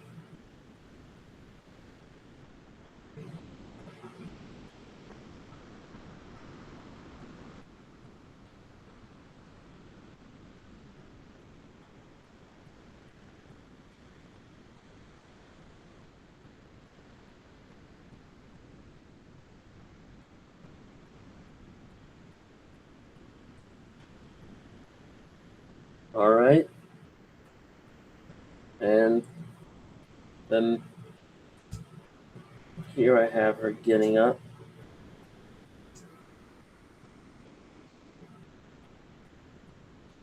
And then here it's going to say, well, I suppose we're going to have to make our way there anyway. This repair is going to cost 50.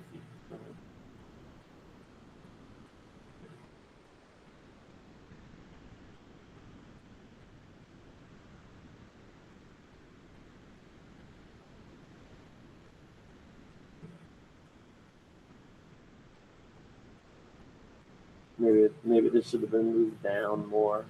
Let me see if I can move all this down.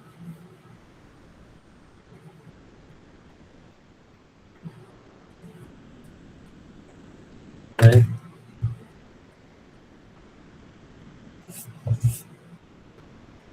Well, I suppose we are going to. I'm going to take out the whole top here.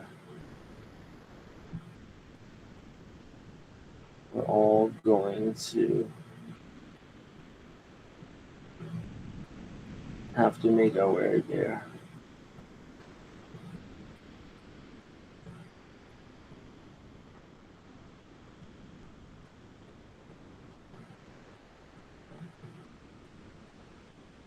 Our way there. This repair is going to cost 50 credits.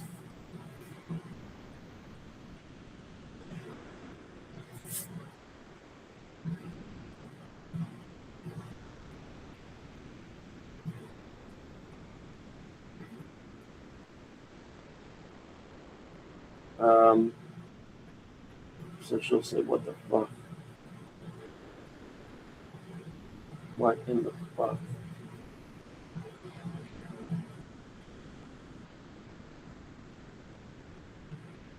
Ike.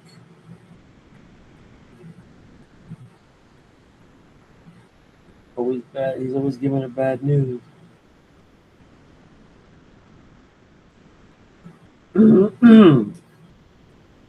And here I'm gonna have him kind of posing like a b-boy.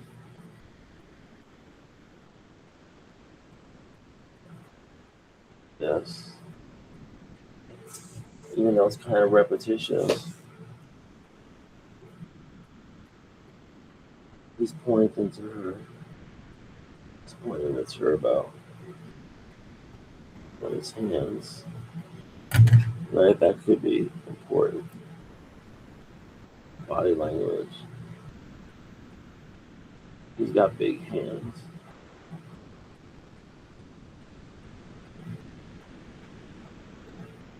Like Grover or Ernie and Bert that big like human hands. Oh no, Grover had little things on arms, but I think Ernie and Bert had human hands, human sized hands.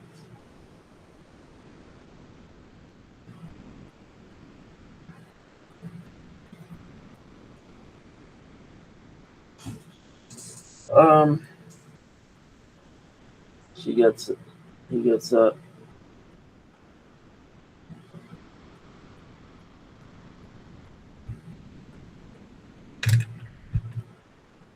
This repair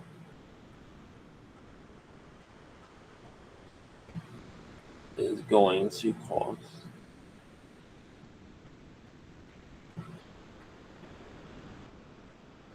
$50 creds. 50 C's. What in the fuck?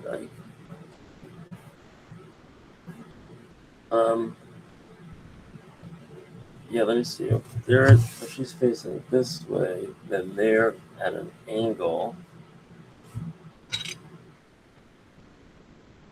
So this actually goes down the hall the other way.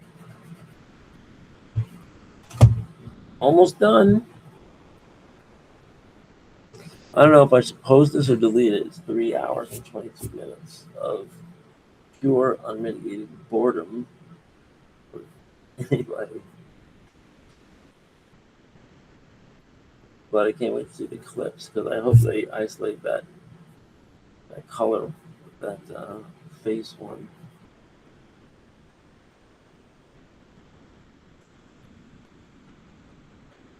All right, I did it. What the fuck, Ike? That's all I have. That's all we got. And notice that she says,